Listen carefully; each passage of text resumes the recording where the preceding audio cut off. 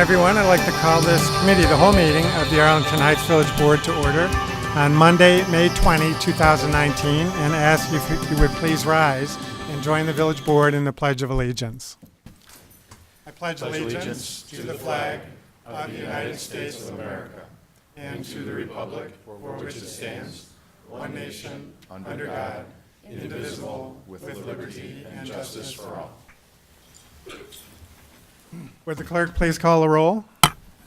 Trustee Baldino. Here. Trustee Rosenberg. Here. Trustee Scaletta.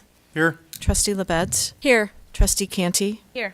Trustee Padovani. Here. Trustee Tinaglia. Here. Trustee Schwingbeck. Here. President Hayes.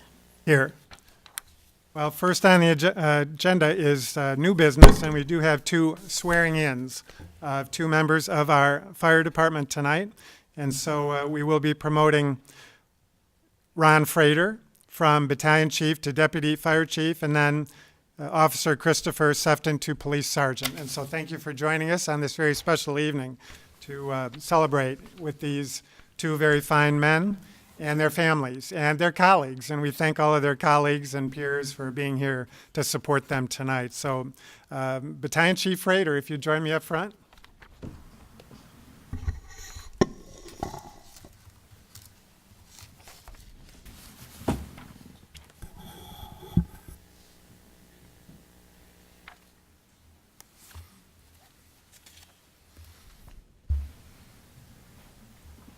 Let me tell you a little bit about, before we do the official business, about Ronald Frater.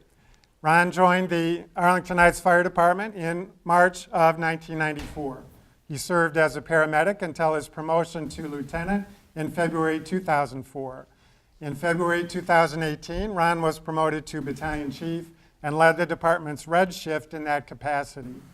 Ron has an associate's degree in fire service management and associate's degree in emergency medical service from Moraine Valley Community College. He is currently a student at Columbia Southern University. Ron attained his advanced technician firefighter certification from the Office of the State Fire Marshal in 1994. He also holds certifications as Fire Officer 2 and Instructor 3. He was an instructor at our own fire academy from 1995 to 2008, and also taught at NIPSTA and the Illinois Fire Service Institute of the University of Illinois. In addition, Ron was certified in 2018 as an incident safety officer by the National Fire Academy. Ron has a long history of service to our Firefighters Union, Local 3105. He served as a trustee from 1997 to 2014, and then as union president from 2014 to 2018. Ron has also served as a coordinator for the Illinois Firefighters Peer Support Group, and he is currently an instructor there. Ron served as a member of the dive and hazardous materials teams for many years. He also served on the Foreign Fire Insurance Tax Board for over 20 years. Ron and his family live in Oak Forest. So Ron, are you ready? I am. All right.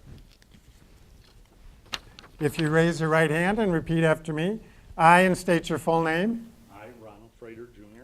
having been appointed to the office of Deputy Fire Chief Having been appointed to the office of Deputy Fire Chief in the village of Arlington Heights, in the village of Arlington Heights, in the county of Cook, in the county of Cook, do solemnly swear and affirm do solemnly swear and affirm that I will support the Constitution of the United States that I will support the Constitution of the United States and the Constitution of the State of Illinois, and the Constitution of the State of Illinois, and that I will faithfully discharge the duties and that I will faithfully discharge the duties of the office according to the best of my ability. of the office according to the best of my ability. Congratulations, Deputy Chief.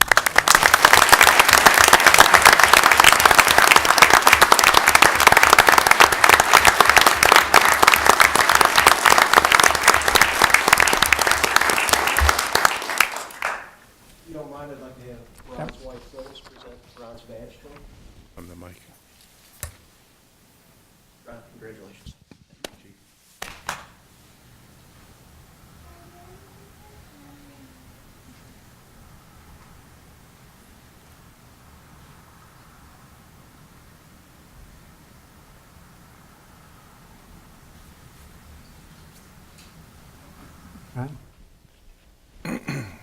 Wow. First of all, to the village board, Mayor Hayes, to our village manager, Randy Recklaus, our HR director, Mary Rath, Assistant Kelly Livingston. Thank you so much for this opportunity to work with Chief Larson as we move the department forward. I'm super excited. Again, thank you for your vote of confidence and support. To my family who's all here tonight, we all have a similar haircut, so it's easy to pick us all out. Thank you, all of you, for coming, especially my dear wife, Phyllis, who without none of this would be possible. So, babe, thank you. To the men and women of our department, I am incredibly honored and humbled by this opportunity to represent you. I'm going to use an analogy that was given to me as far as to help guide myself at this time. This is kind of like we're in a car when we're looking through the windshield and what we see is the future and what's all possible for us. And the rear view mirror just tells us we need to remember where we came from and where we're going, and that tells us how we got to where we are today. So I'm super excited as we all take this journey going forward, looking through that windshield, the possibilities that are there for us and where we're going to go. We're going to take a time now to stop a little bit tonight. We're going to celebrate this moment. I know I am. And then tomorrow we're going to roll the sleeves up and get back to work and keep moving forward. So again, thank you to all my brothers and sisters that are here tonight. None of this would be possible without your support, and I can't thank you enough.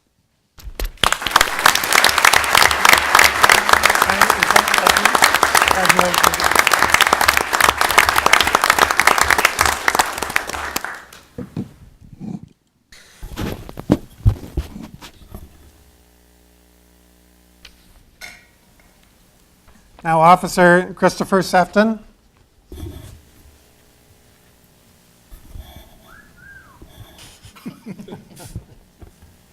Who's the whistle for? All right. Officer Christopher Sefton began his law enforcement career with the Arlington Heights Police Department in 2006. Prior to that, he received a Bachelor of Arts degree in criminology and minor in Spanish from Northern Illinois University.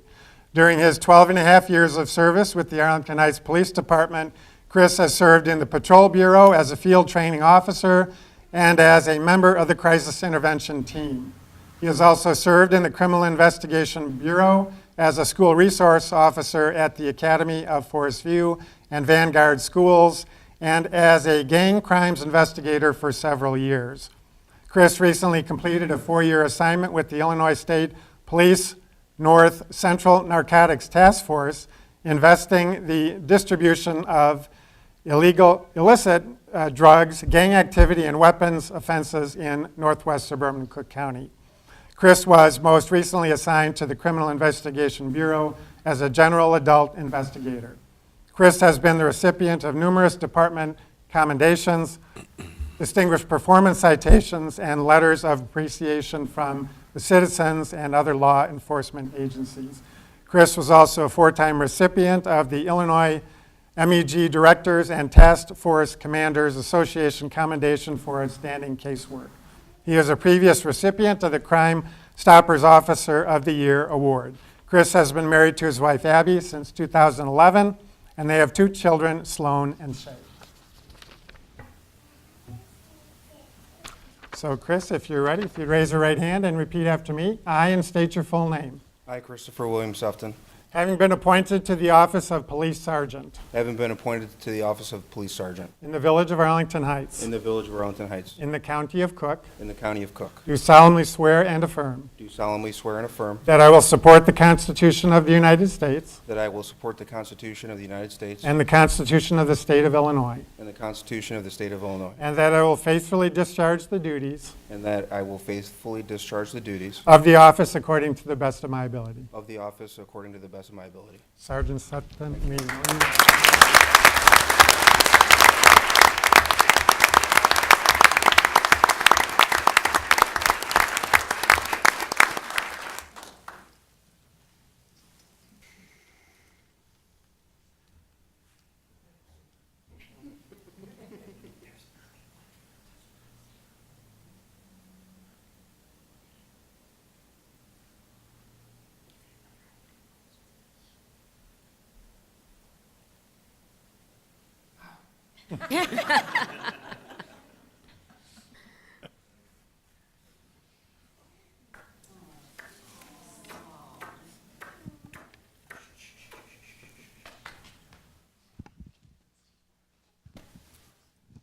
Okay, elephant in the room. How old is this kid?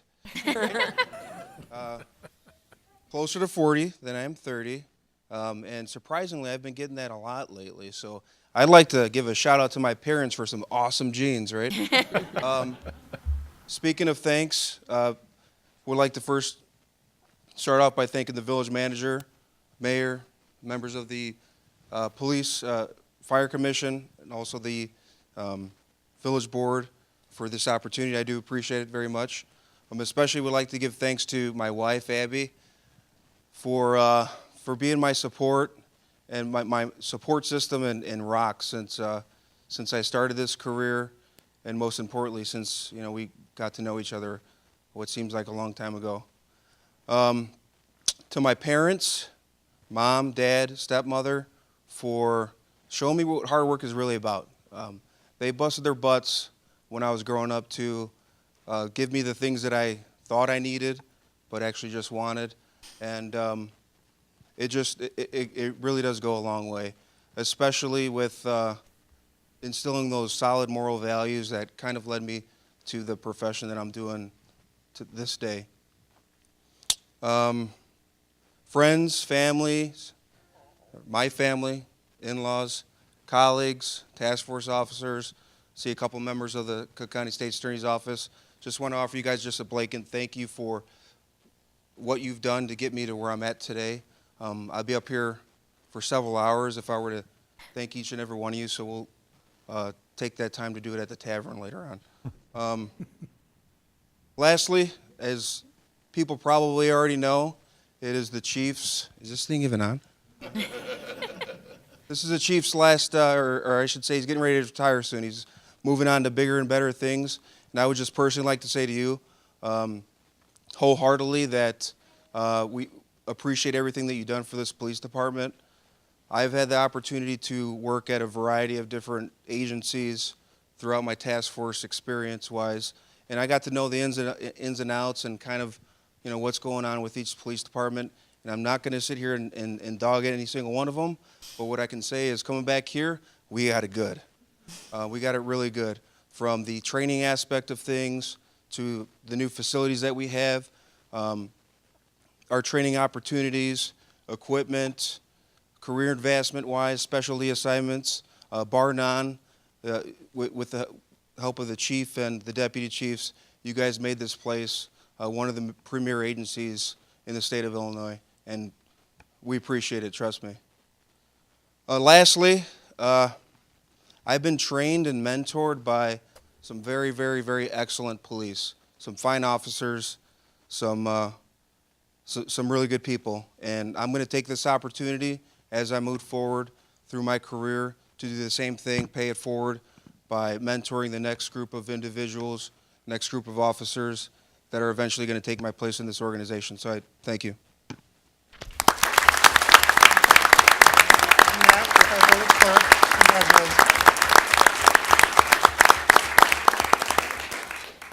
Well, I can't say it any better than our new Deputy Chief and Sergeant Sefton, but let me just thank both the members of the fire and police departments for not only being here tonight, but for all the great work that the men and women of these two departments do on a daily basis to keep this village safe. We can't thank you enough for all the hard work that you do in making us look good. Obviously, we've been rated as one of the safest communities in the country, and it's the result of your hard work and efforts and your camaraderie, the teamwork that goes to establishing that position. And so we, again, can't thank you enough. Now go enjoy the parties. Thank you.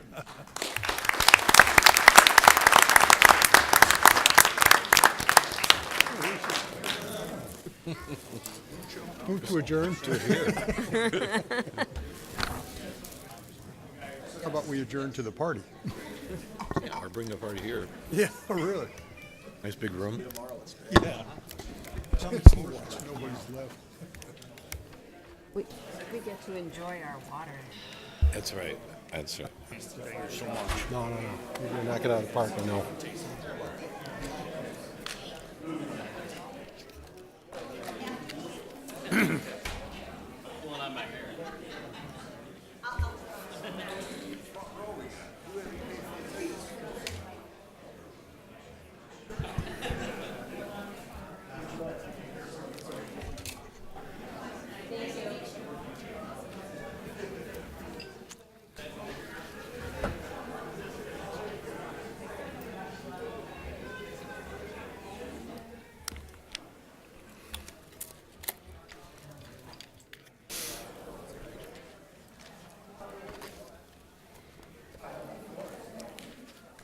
Let's just wait just a minute. Sure.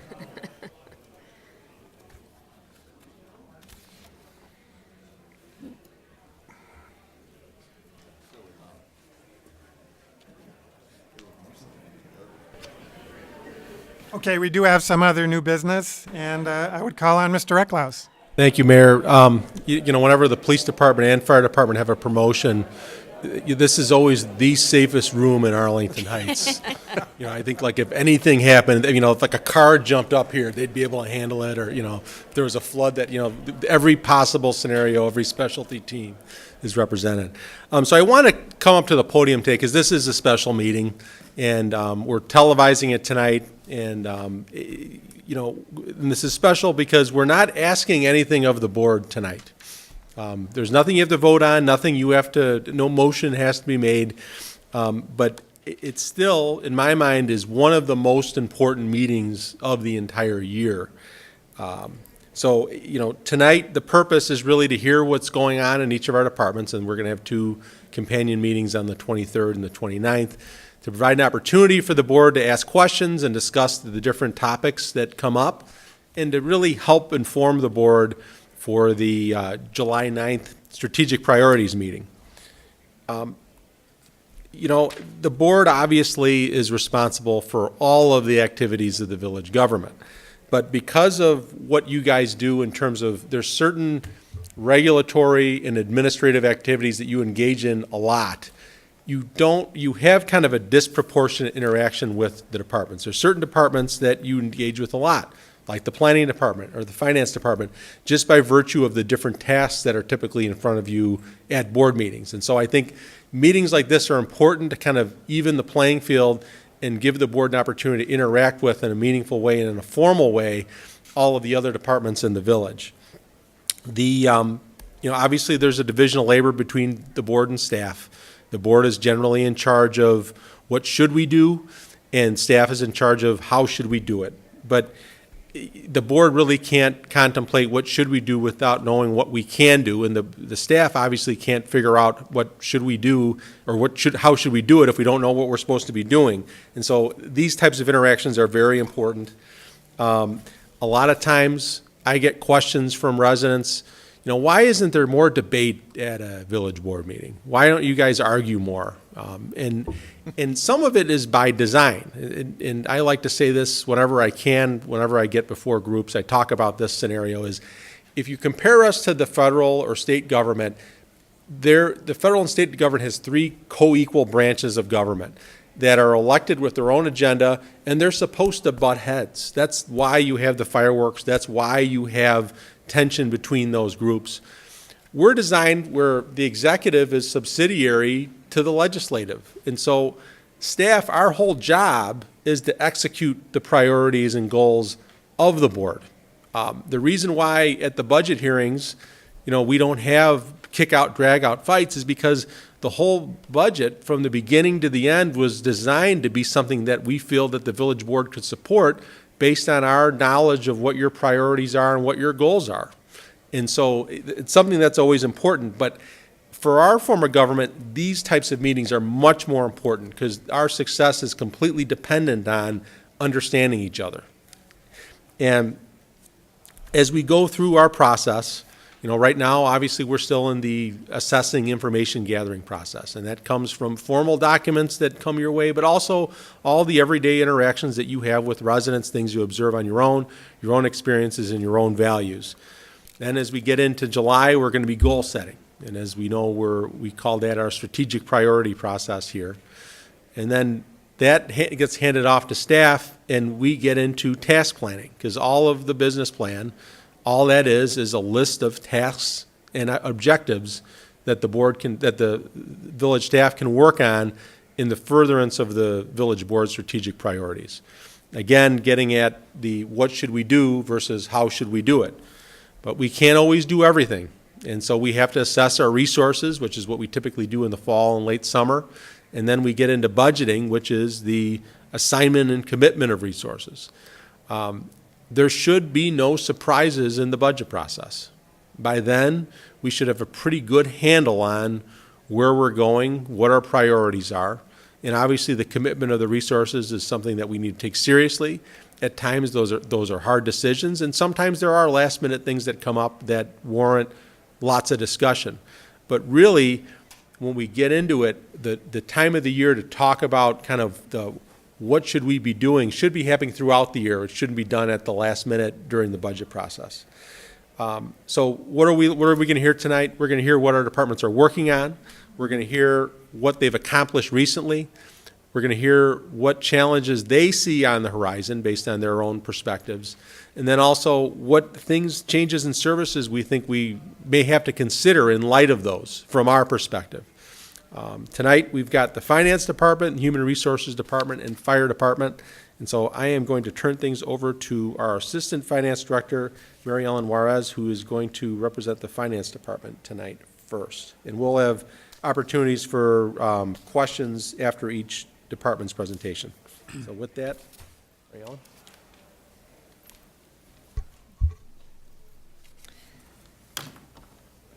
Thank you, Mayor and members of the board.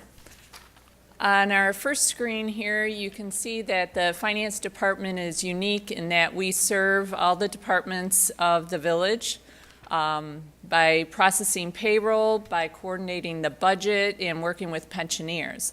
We also serve external customers, the residents, and outside vendors. This is a layout of our department. We have 17 full-time positions and 1 part-time position that serve an array of services. These are our activities and our projects. On the upper portion is our annual activities, our audit that takes a few months. Then we have our treasurer's report, our budget and tax levy. On the bottom part is our ongoing daily activities. We have accounts receivable, accounts payable, payroll, water billing.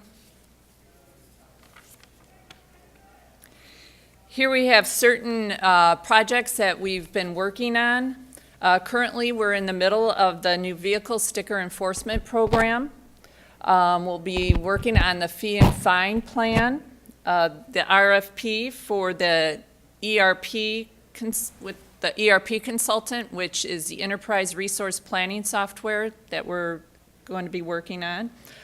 Later in the summer, we will be working on the water and sewer rate study, and then also the 2019 bond refunding.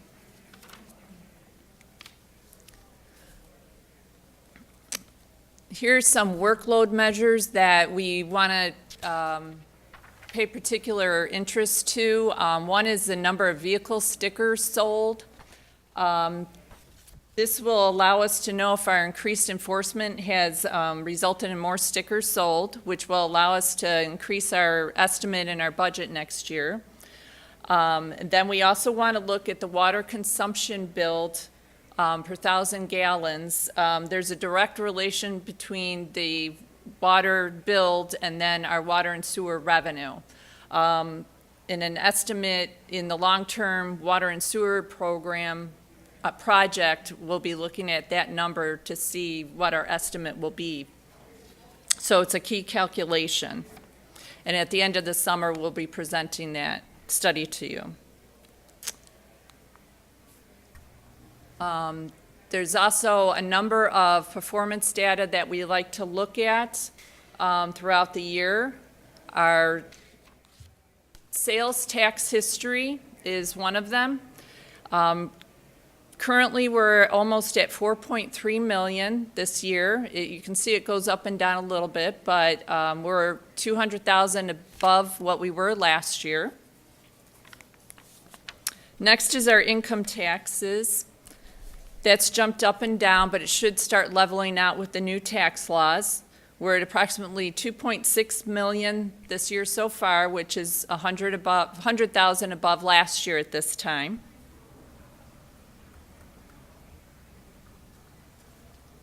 Next is our property tax levy, and we've tried to keep our property taxes modest, our increases modest. I would like to point out in 2015 and 16, our entire increase was for street purposes.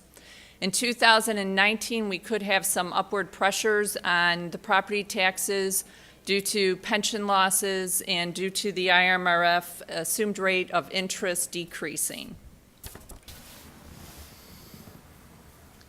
This is our debt service payments by levy year. We try to maintain a level payment. As you can see, in between 2018 and 19, we saved $167,000. In August, we'll have another bond refunding opportunity, which will save us at least $500,000 over the life of the bond. Our next bond opportunity will be in 2020. Likely, a portion of that will go to our water main financing needs. And we try to work to have bond opportunities for that are available for any capital project needs that come up that may be planned or might just arise. Another, there was building permits also are what we take a look at, and those fluctuate with the economy too. Here we have comparables to other municipalities for infrastructure. There's a lot of data on this page, but I would like to highlight a few columns. In the second to left column, the average age of our water mains are 65 years. And then right next to that, it shows the water main breaks in the last 5 years is 250, which is a high amount compared to all the other municipalities. Right now, we're spending an average of $9,600 per mile. Another, at the end column to the right, I'd like to point out for road spending per mile is $38,000, which is very competitive compared to other municipalities.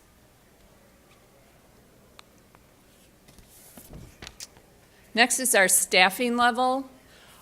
During the Great Recession, we decreased our administrative staff by 10%, and we've maintained that level. But during the next recession, it would be very difficult to decrease administrative staff anymore and keep the high level of service that we provide to our residents. Here's a survey of comparable communities and what revenues are received from the average home. The average is $3,056. We're actually a little bit below that. This is included in our budget document each year, but it shows that the village provides a high level of service at a reasonable cost. Some of our key accomplishments this past year: we completed a long-term alternative revenue report. We worked with HR on health insurance program options to improve insurance expenses, but yet keep our benefits that we have. We implemented a new vehicle sticker or new printing and mailing provider for vehicle stickers and water bills, which will also enable the village to email out water bills. We implemented the new vehicle sticker enforcement procedures. We also received board approval to prepay a portion of the police and fire pension funds unfunded liability, which will save on future property tax increases. From now until about 2040, the actuary approximated that we'll save about $6.4 million from investing the $1.5 million in each pension fund last year. We've also prepared the annual CIP, long-term operating fund projections, and budget.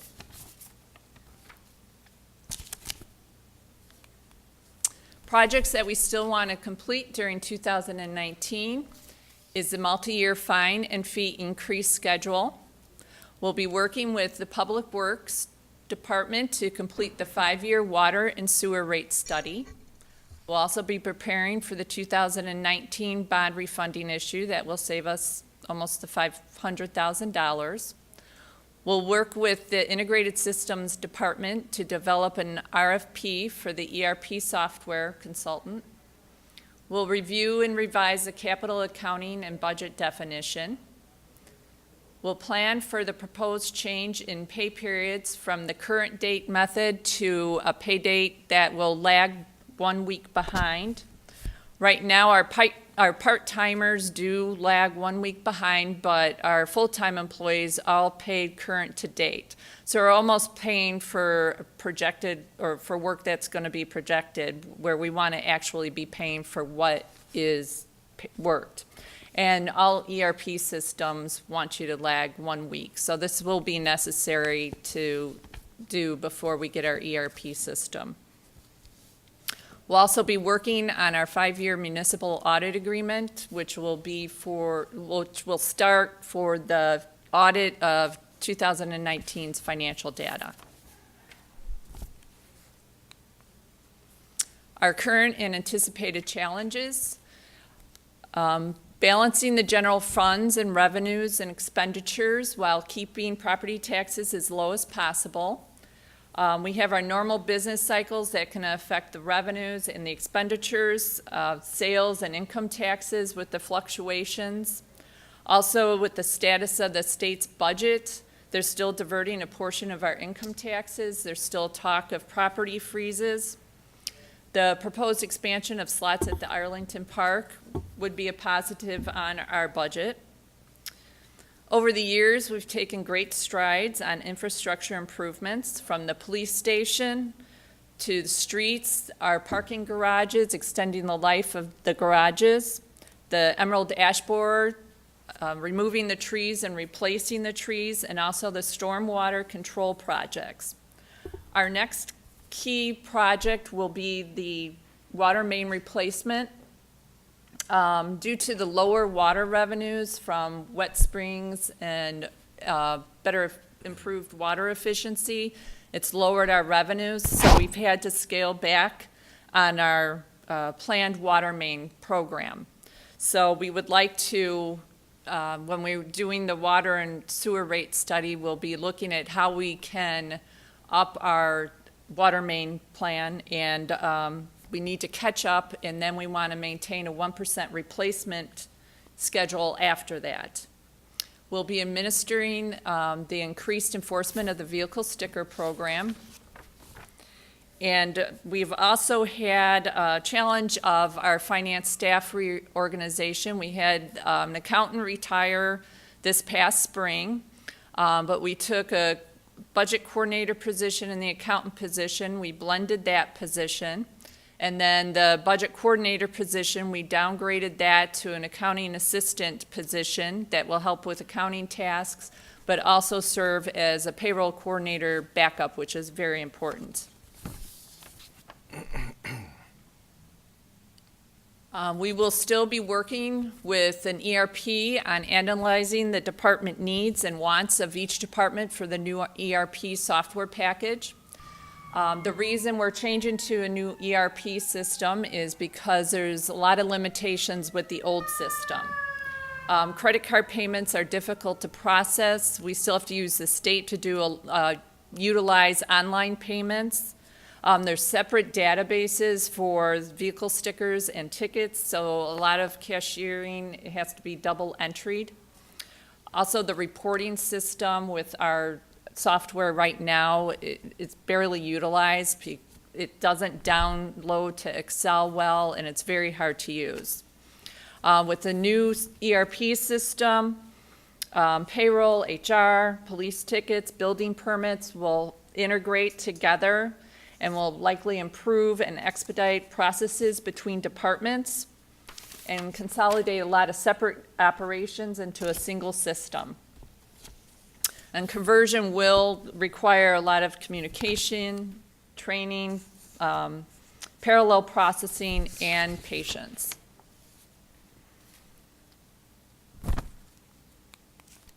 Our new initiatives, the top one will be the new ERP software system.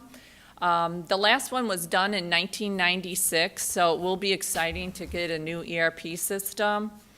It will affect all the departments, but it'll be good to just expedite all the information and not have to download building permits and then reload all the information in finance again.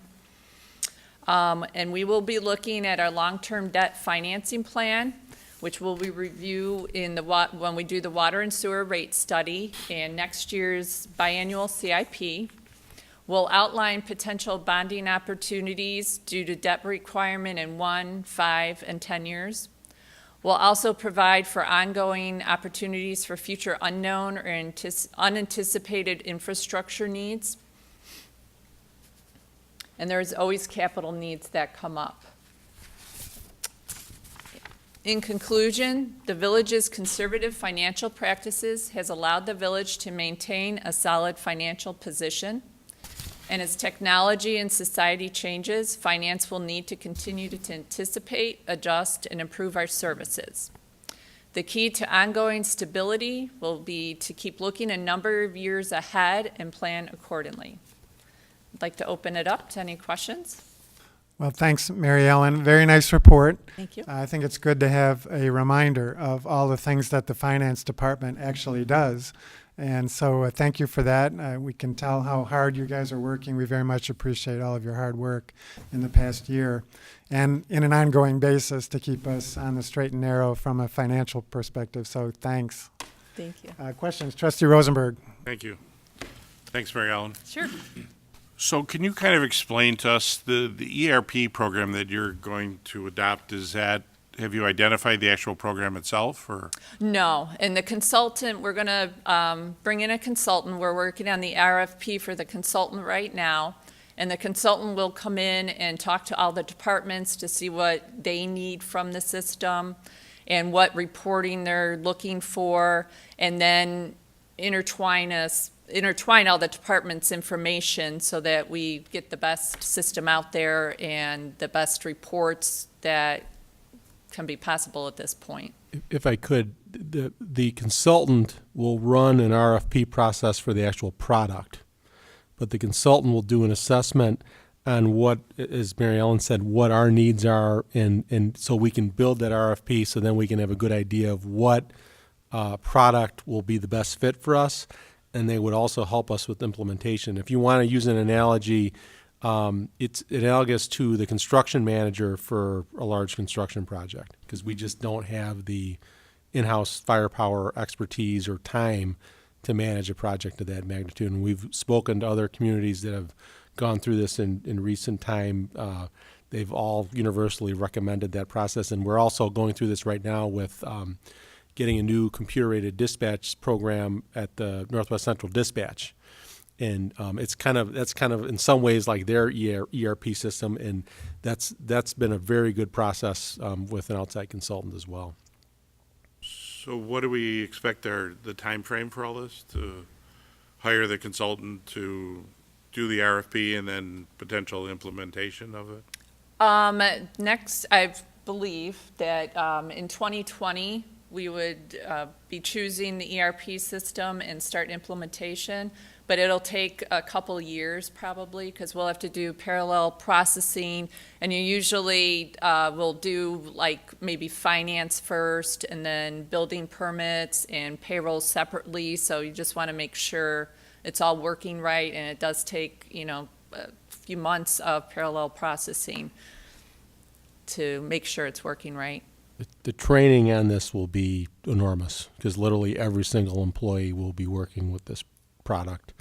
And so we've talked to our peer communities, they've said, think 2 to 2.5 years before you're done. So question about the bond refinance. So I was under the impression that most of the bonds that we had were at pretty low rates already. Is there still something out there that's high? There's still room, and Tom tries to keep, if it's over a certain amount, he'll investigate it, and that the one in 2019 will save us $500,000 over the life of the bond. So Do you remember what rate that's at, Curiosity? I don't. I can let you know. Thank you. Right. Any other questions? Trustee Scaletta. Thank you. Excellent job. Thank you. So bear with me just a little bit, because you're not privy to all the conversations I've had with Tom over time, but I want to understand a little bit more about the sales and use tax. So specifically with online sales, because that's, the challenges that we have as a as a municipality is that, excuse me, when people are doing a lot of ordering online, for a long time there was like no sales tax, and so now there are sales taxes. And so if I were to order something online that I could buy in a store in Arlington Heights, what is the sales tax? What's the percentage that the village is getting for online versus what we would get if someone purchased it in a store in Arlington Heights? Yeah, I'll have to get back with the actual rate that the Village of Arlington Heights is getting. I know that the state is dispersing to the municipalities, but I don't know what the division is between the regular use and what's from the internet sales. I do know our use tax, which is the revenue they're putting it into. I know that last year we were $75,000 higher than the previous year, so it seems to be increasing from the internet sales. And then this year so far we're about $115,000 above last year at this time, which I would think is from internet sales, but they don't give a divider of what's the regular use tax and what's from internet sales. And it's hard to identify too, because a lot of the internet sales taxes are not including local sales taxes. They're only including the state sales taxes, which isn't good for us because we could be getting more.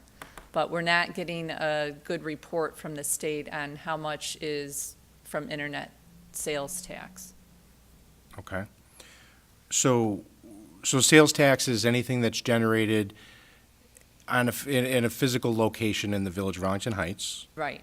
A use tax is a tax that we're receiving from the state that they collect on our behalf for anything that is purchased online.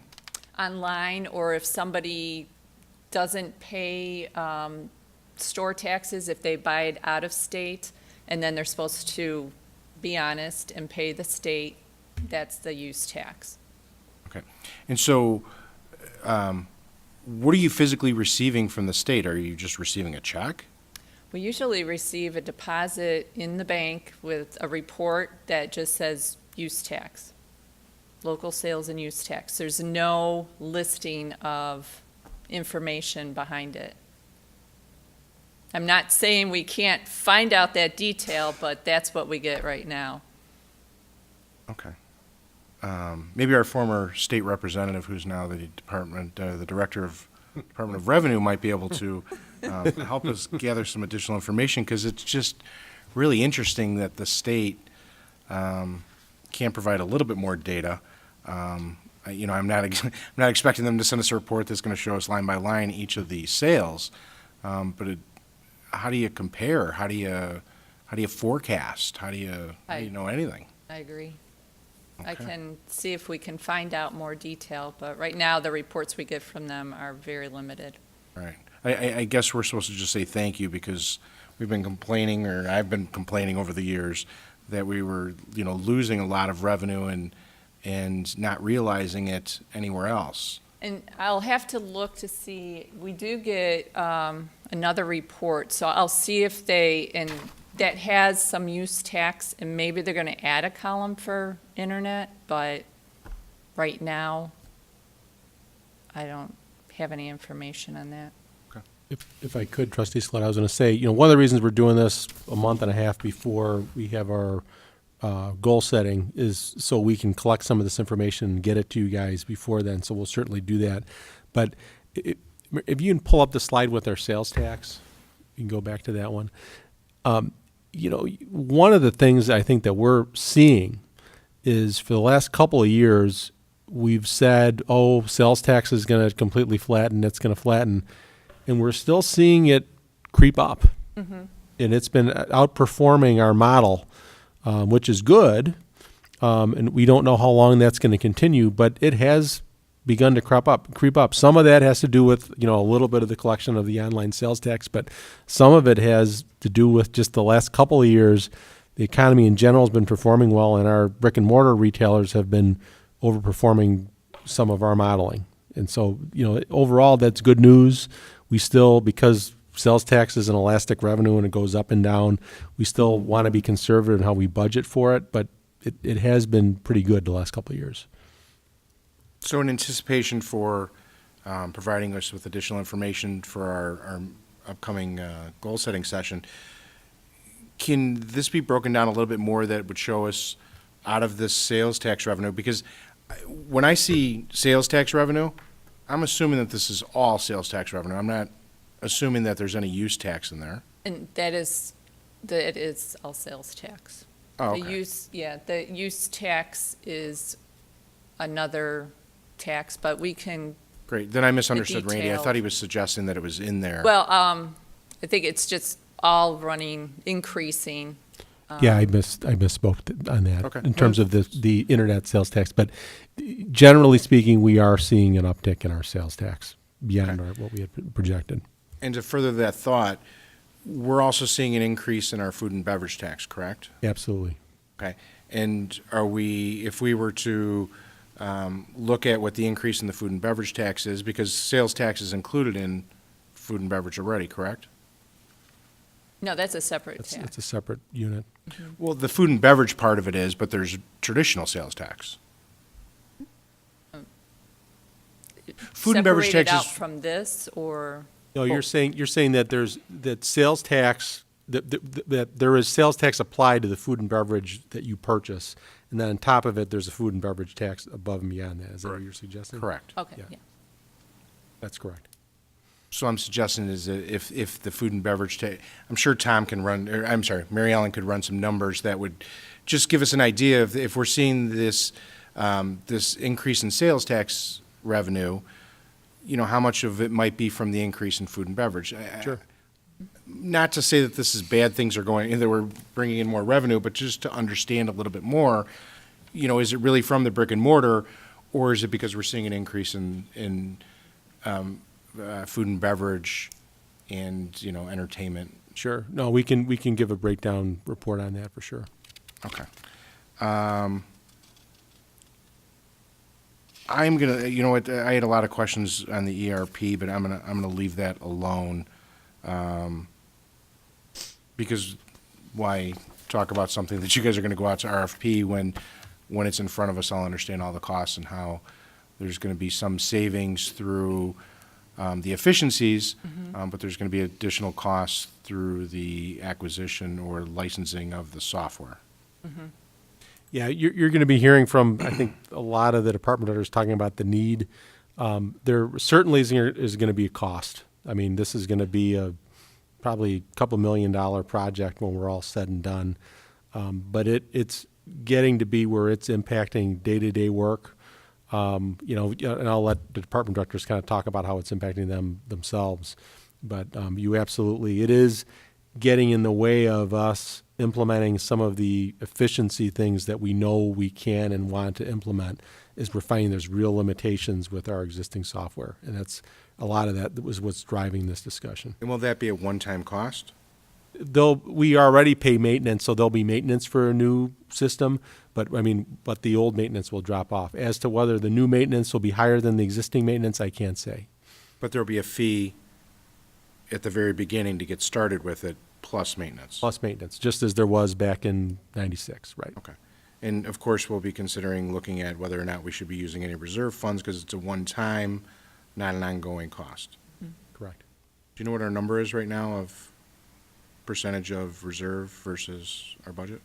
Well, we try to keep it at 25%, but I can let you know tomorrow. What We're close it's to. a little bit Yeah, it's- higher than I think that. for the general fund, I think it's closer to, it's in the upper 30s, I believe, right now. I agree. Okay. Thank you. Thanks. Yeah, Trustee LaBedz. Thank you. Thank you, Mary Ellen. It's a very good report and very interesting. I just have a question about bond rating, and it's just for my own edification. I know we have a very good bond rating, being, what, AA+. What's the difference between AA+ and a AAA? I mean, what happens to a community? I'm not that I've seen any with them. There may be, but I'm just curious what. I could find out more of the criteria of what gives you the higher rating, but I do know if you have a lot of businesses. I know that when I've been on the bond calls where they're reviewing our information, they talk about, not just depending on property taxes, you're also depending on taxes from businesses. We have a lot of residents. But I could find out more information. I'd be interested in finding out more, just to learn more about it. Thanks. Dovetail on what Mary Ellen was saying, I mean, because I've asked that same question before, and she's exactly right. Because we have a lot of really strong fundamentals, and we're close, but I don't know if we're ever, going to get there. We always strive for it, but that we have a very high percentage of our tax base is residential, and residential costs a lot. They put money in, but they cost a lot, and they like to see where, it's more like some of our neighbors where your commercial tax base is a much higher percentage. And that's one of the things that counts against us. And they also look at debt and some of the other things that are in the equation as well. And we've had a lot of capital expenditures the last few years, and we've incurred debt to do that. And, long term, that may start to drop off, as you saw in that earlier graphic, and that may help us as well. Okay. All right. Thanks. Okay. Any other questions? Trustee Canty. I just wanted to ask about the racetrack. So in the written report, you kind of posed it as a question where there'll be an expansion. But then in the slides that we saw today, you mentioned the proposed expansion of slots at Arlington Park, and I wasn't aware. I think it's just, it comes up, and if that ever did come to be, that would be a plus for the budget. I don't think there's any more additional talk or plans. I think it's just always out there. Okay. Have we been studying that at all in anticipation of what might happen at the state level? Like, would we actually be anticipating in terms of revenues, or no? I can speak to that a little bit. We do have, we hired a new lobbyist, and that when I get on my regular conference calls with them, that's one of the topics is looking at gambling legislation, because the racetrack has indicated that for them, having some sort of expanded gambling, they see it as necessary for their continued viability. It depends on the bill. There were versions of it where the local revenue would be 7 figures. There's other versions of the bill where it would be going mostly to the state. And so it's very much a moving target. And Mary Ellen is right. There's not, it's one of those things that I suspect will happen very fast if it happens. And there is some talk of gambling right now. It seems to be mostly focused on the sports book, sports gambling. But there is a casino bill floating out there, I'm told, but there's nothing definitive at this time. Thank you. Trustee Rosenberg. Just to answer Trustee Scaletta's question, the rate is 6.25. It was effective 10/1/18 on online sales. There was a Supreme Court decision. As to how much Illinois is giving, I remember hearing the number, but I don't recall what it was. So, and we can report back. It is that we certainly are getting close to 6.25 at the local level, but we'll get that number for you. Well, and that's why I specifically asked the question, was because I just purchased a book, and it was 8.25%. So I'm trying to understand where the numbers are, because we just pay whatever somebody tells us to pay, and I'm wondering, how much of that is filtering down to the village. Right. All right, anything further for the Finance Department? Trustee Schwingbeck. Thank you, Mary Ellen. Just a quick question. I know it hasn't been going on for very long now, but how has the parking, the vehicle sticker program been going since that second?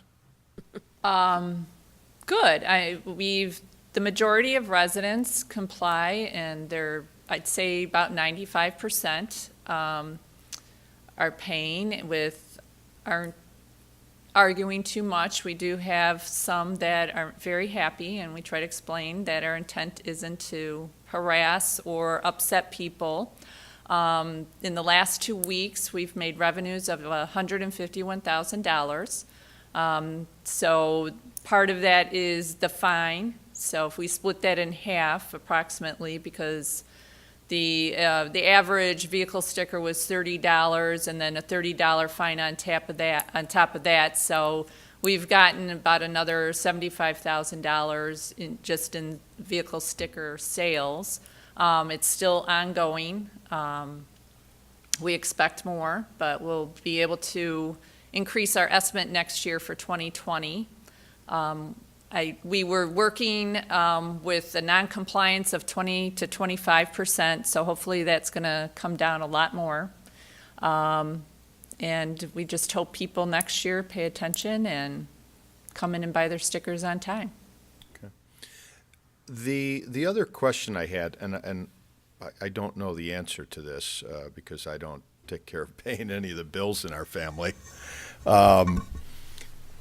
For water consumption, I've heard a number of times you folks talking at the meetings that efficient washing machines, dishwashers has dropped the usage, and therefore the water consumption has dropped. So I think there's about 100+ households in Arlington Heights that are on well water. So everybody else is getting a water bill. Mm-hmm. Where is the sewage bill? How are they paying that? Is that on the water bill? Yes. Mm-hmm. They still get a bill even though they don't have water. So for people that are on well, what's happening there? I believe there's a minimum amount that they're charged. Okay. I can find out for sure what that amount is. And is the water in the sewage, is that a 1-to-1? So as we see the water consumption going down, is that a 1-to-1 ratio with the sewer bill as well? I can find out. Yeah, your sewer charge is 100% a function of your water charge. Okay. And so if you cut your water bill in half, your Right. sewer charge would also go in half. Okay. So yes.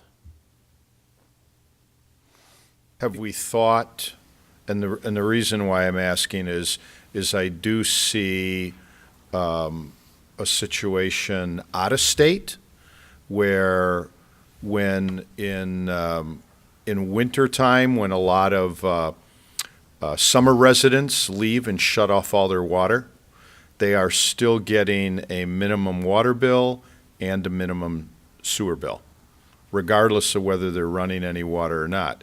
Because the sewer system and the water system is aging regardless whether water's running through it or not. Mm-hmm. So I'm just wondering if we've thought about that, where as water consumption has gone down, not really doing anything to the sewer side.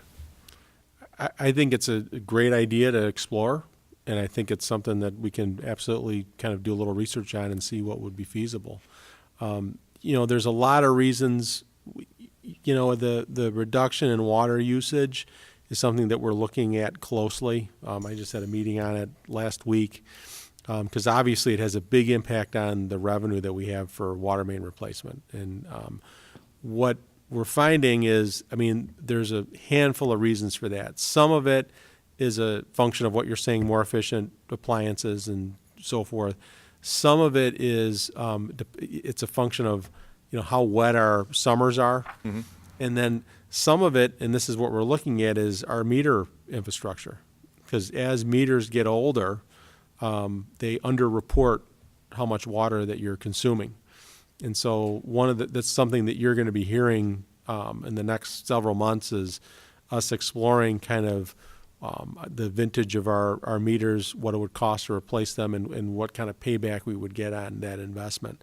And so there's a lot of factors, but it's something that we're looking at very closely because we're not hitting our numbers in terms of the last rate increase in terms of our infrastructure. And we know that our water infrastructure is aging quickly, and we need to do some catch-up. So there's a number.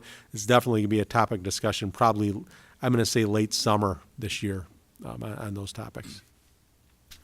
Thank you. Okay. Anything further for the finance? Trustee Tinaglia. Thanks, Mayor. One quick question. So we've probably all have seen how excited and enthusiastic folks are about the increases on these the fines for the parking stickers. So I want to reiterate something that we've talked about before. Consider strongly changing the date as to when those are due. I think I've heard it from dozens and dozens of people that the whole January 1st issue is really a problem. If we could make it June 1st or something like that, July 1st, whatever, might ease that burden and make people a little more aware that, hey, now it's time. So just wanted to reinforce that. Okay. Thank you. All right, if nothing further, thanks, Mary Ellen. Thank you. Next, we move on to Human Resources Department. Mary?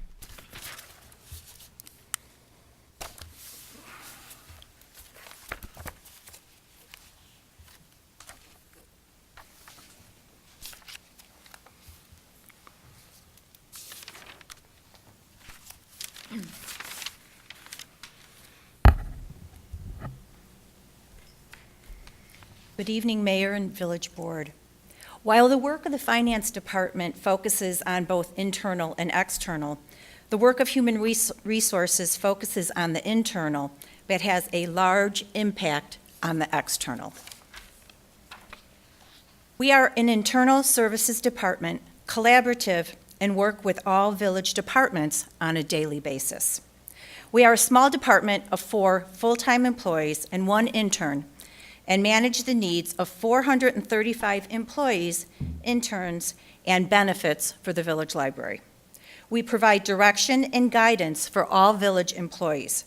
Any process or program that is touched by people generally falls under the HR umbrella. We typically work in the background, behind the scenes. However, the impact of our department's decisions affect all employees. HR manages any employee-related issue that individuals may encounter here at the village. This begins when they are searching for a job until the time they leave our employment. While we administer traditional personnel and administrative functions, we are also involved with strategic planning, with programs that positively impact both the employees and the village. We continually look for ways to recommend processes and approaches and solutions while assisting our employees with their contributions to the village. While not all employees have face-to-face interactions with Human Resources, they all interact with the policies and procedures that we develop and oversee. The core of Human Resources function is employee relations. We manage the village's most important asset, our employees. Human Resources is responsible for the recruitment of all open positions and is in the core of what we do. Throughout the recruitment process, we continue to create the culture of the village. When there is a position opening, that position is analyzed to determine if it should be filled, and if it is to be filled, should it be utilized in a different manner within the same department or somewhere else in the village. We then begin the process of recruitment. This chart illustrates all village positions filled in the last 6 years. To date, in 2019, the village has hired 15 positions with an additional 40 interns being processed. With the unemployment rate down under 4% nationwide in April, recruitment has become more competitive. As of now, there are 14 vacancies, and we expect that trend to continue.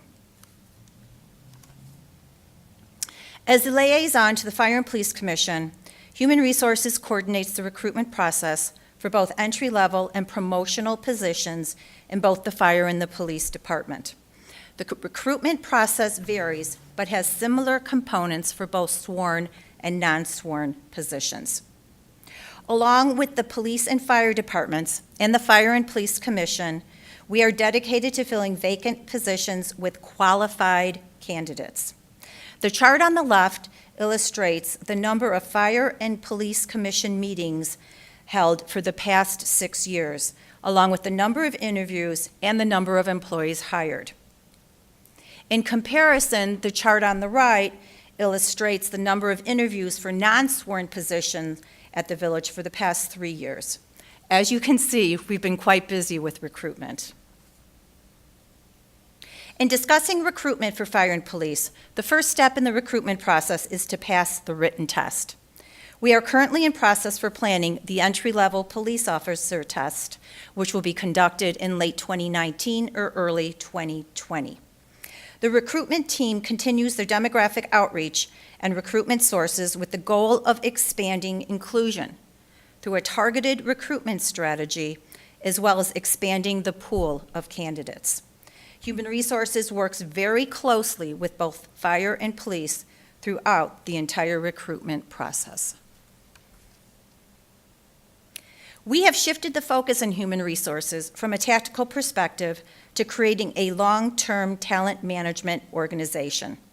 Talent management is more strategic and is a long-term plan closely associated with overall village goals, while HR is more tactical, dealing with the day-to-day management of people.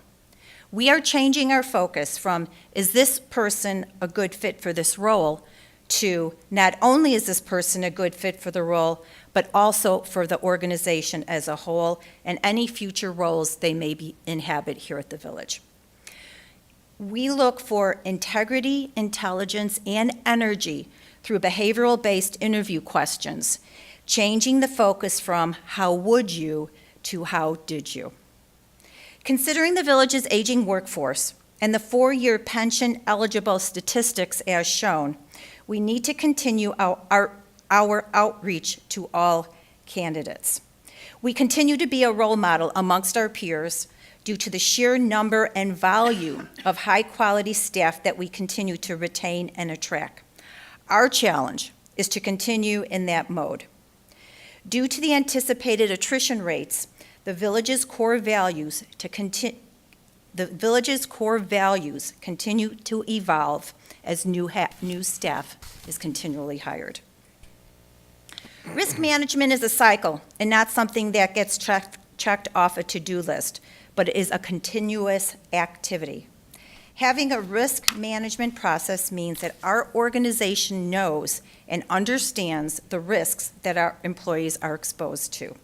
Risks are inevitable, and we have an obligation to attend to the safety and well-being of those we serve, those who work for us, and those we come into contact with.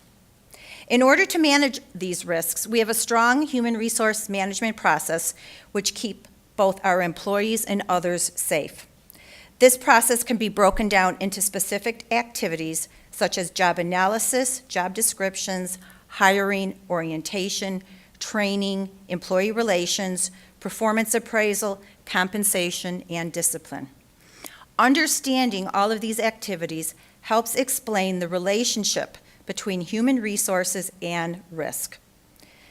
HR risks are present at every step in the employment cycle. With the anticipated attrition rates, we are aware of the risk of losing years of specialized institutional memory.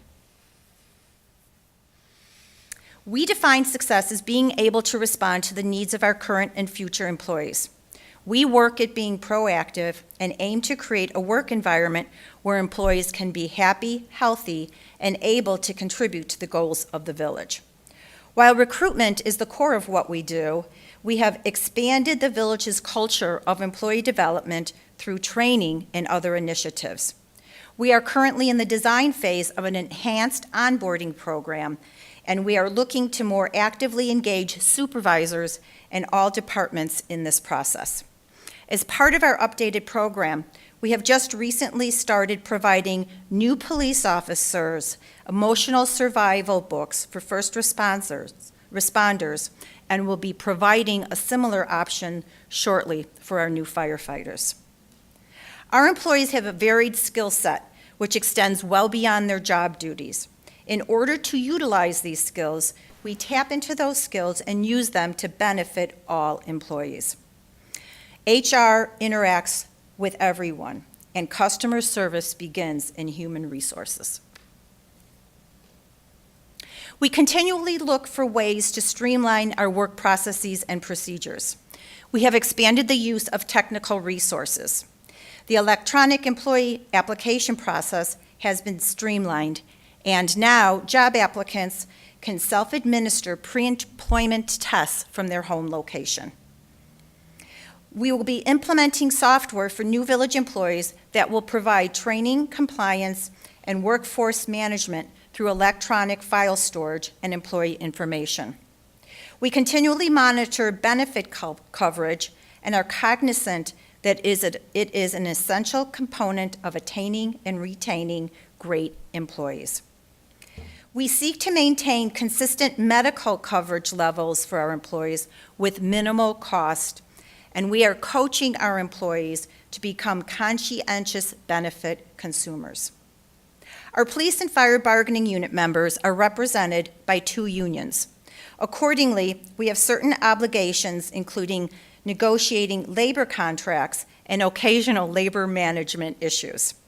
As HR director, along with the village's in-house counsel and assistant village manager, make up the village administration's negotiating team. We actively seek to maintain positive working relationships with our unions. Both contracts expire at the end of this year, and we anticipate bargaining to begin in the fall. Some of our challenges. With the anticipated succession rates, we must be continually aware of the merging workforce. We are looking to expand our candidate pool and motivate candidates to apply by reinforcing motivators for public sector work through job security, benefits, meaningful work, and work-life balance. We also need to be aware of the skills shortage for certain positions in the recruitment process. Additionally, as skill needs continue to shift, we need to be cognizant and provide current employees with the skills needed for promotional opportunities. It is time to upskill our employees. No longer can our employees learn one skill and practice it their entire career. The concept of retirement is changing. Nearly 80% of all employees nationally expect to continue working during traditional retirement years. Today, the trend is to continue working, maybe in an entirely different career. It is becoming more common for organizations to offer flexible work schedules, allowing employees to shift from full-time to part-time work, and allow some employees to transition to less stressful or demanding jobs. The village's current enterprise resource planning system, with which Mary Ellen has spoken about, continues to be a challenge for human resources as well. It is restrictive and causes disruption in HR workflow due to the software limitations. This creates an environment that is ripe for errors as data is replicated in numerous databases. It can also affect our competitive advantage with candidates due to the outdated software, as candidates evaluate the software used within the organization as part of their decision-making process. Workers' compensation provides benefits to employees who are injured at work. Keeping our employees safe and limiting employee injuries is at the forefront of our concerns. The Human Resources Department, along with the village's safety committee, meet monthly to discuss and review any injuries that have occurred. The committee looks to minimize risks of workplace injuries and illnesses and ensures compliance with federal, state safety regulations. We continue to distinguish ourselves from other organizations to qualified candidates. We do this through our extensive intern programs, outreach to the community, and the culture we are creating for our employees. We are cognizant that employees want to know they are accomplishing something of value and that they are part of a team. At this time, we need to be prepared for the legalization of marijuana for recreational use in Illinois. While passage of this law remains somewhat uncertain, we need to anticipate the potential impact in the workforce. With the competitive talent market, we continue to make the village appealing to the entire workforce and to sustain long-term future growth. The emerging workforce has changed, and we need to be cognizant how to keep our employees motivated, challenged, and engaged. We need to create a culture of learning so that our employees are prepared for the future. We all want to work, but desire work-life balance. While this may appear to make employees look lazy, that is not the case at all. While some employees may want to vary their work hours, they think nothing about checking their texts and their emails at midnight. Employees want to work for an organization that is doing something important for the residents they serve and for the community as a whole. Managers and supervisors must clearly state and continually reinforce the value and benefits their services provide. A variety of social pressures have heightened stress and conflict in workplaces over the past several years. This behavior can lead to greater interpersonal conflict. Research shows that incivility exists throughout nearly every organization. Rudeness and indifference from coworkers, combined with the improved economy, can drive employees to quit their jobs. Just as leaders hold employees accountable for performance measures, they must also hold staff accountable for workplace civility and great customer service. The HR department stresses the importance of personal and organizational civility to all employees. We are taking a proactive approach and have recently conducted civility awareness training, also known as communication skills, and we are looking to expand it to all village employees. There's a growing sense of financial concern amongst workers. Financial worries can interfere with employees' productivity at work. Among our younger workers, 67% said they stress over finances every day in order to address these concerns. The village has 3 defined pension benefit plans and offers a defined contribution plan for which all our employees are eligible. This village plan ranks, while 65% of all village employees contribute to this plan, our employees rank number 1 in terms of assets as compared to other contributors in the state of Illinois. This contribution level is highly unusual without employer contribution and indicates that we are successful with getting this information out to our employees. In order to do this, we plan on continuing our financial fitness education classes for our employees. As we are currently concerned about the rising cost of health care, we are focusing on how to encourage our employees to behave in ways that will help them lead healthier lives. We are expanding our focus from wellness, which traditionally focus on behaviors, to well-being, which is a more inclusive approach. Well-being incorporates all aspects of our employees' lives to improve total health. We are looking to expand this concept by focusing on financial, physical, social, community, and mental well-being, thereby creating a culture of health within the village. We have recently conducted a well-being survey to gauge our employees' interest in a variety of initiatives.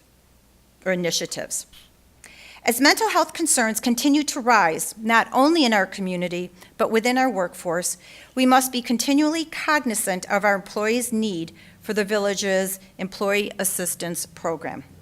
Our statistics show that among the pool of those members who utilize the EAP, our employees have the highest member participation for the past 2 years. This work-based intervention program is designed to identify and assist employees and their eligible family members. In addition, we are looking to bring in mental health first aid training to all of our employees.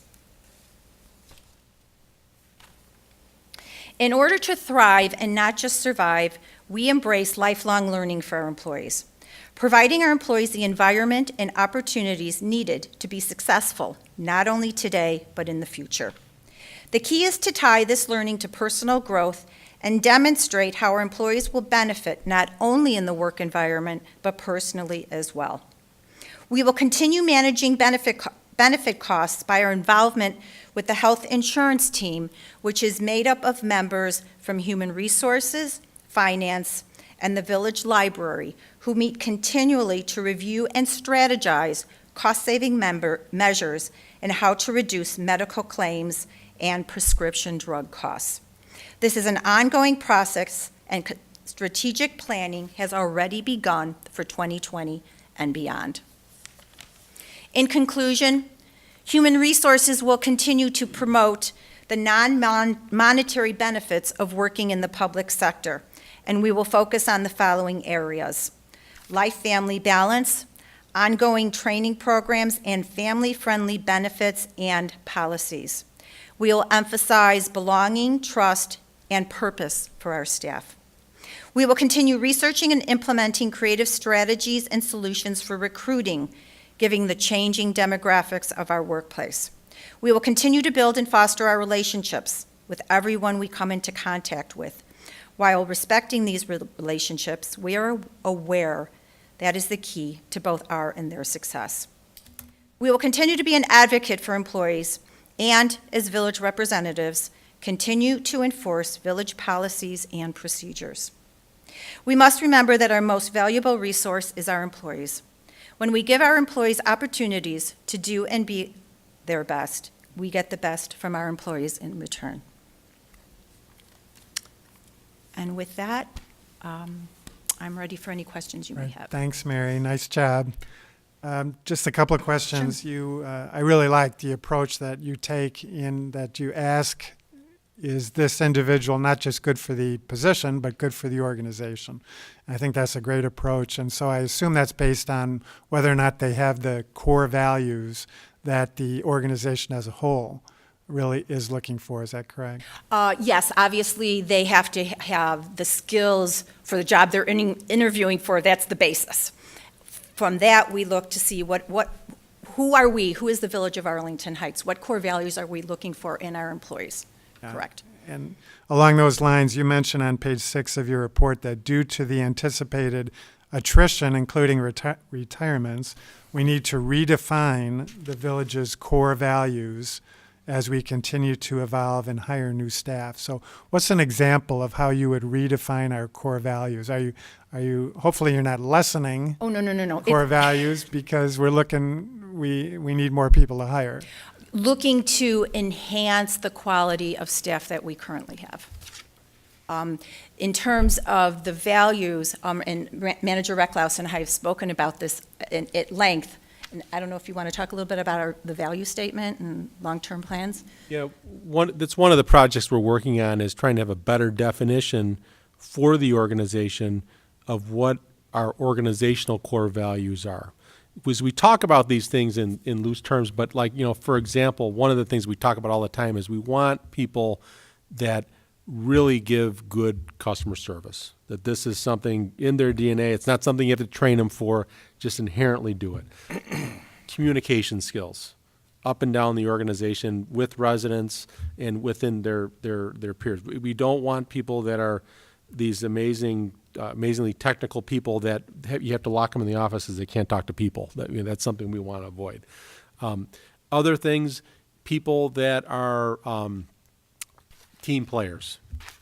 We all have had people in our organization that are high performers. They work hard. They're intelligent, but they just don't play nice with others, and that sucks a lot of organizational energy out of Mary's department, management. And so those are some of the things that we're talking about, but there's others as well. Okay.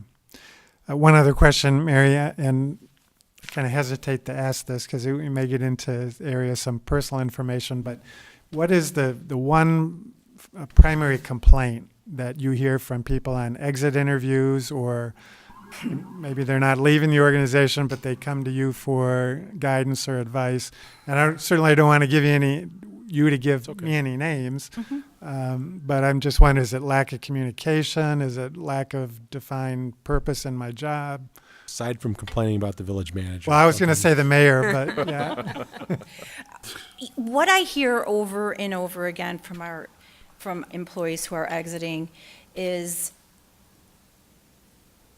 we can all improve on communication from the top on down.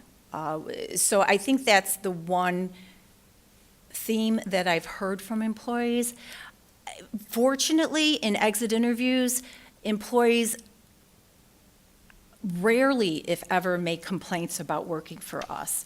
They fully realize and are grateful for the opportunities that they have been able to provide for their families. So we don't hear many complaints, but to answer your question, Mayor, if there was one thing that I could pull out of all the exit interviews I've done here at the village over the past 19 years I've been here, it would be improved communication.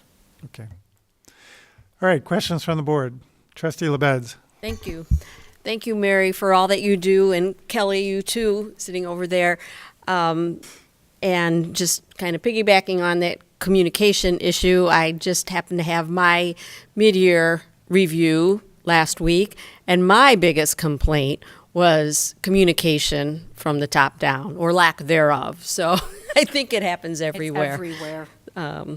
And so it's great that you're focusing on that and continue and working on it, because that's helps employees understand what they, what is expected of them.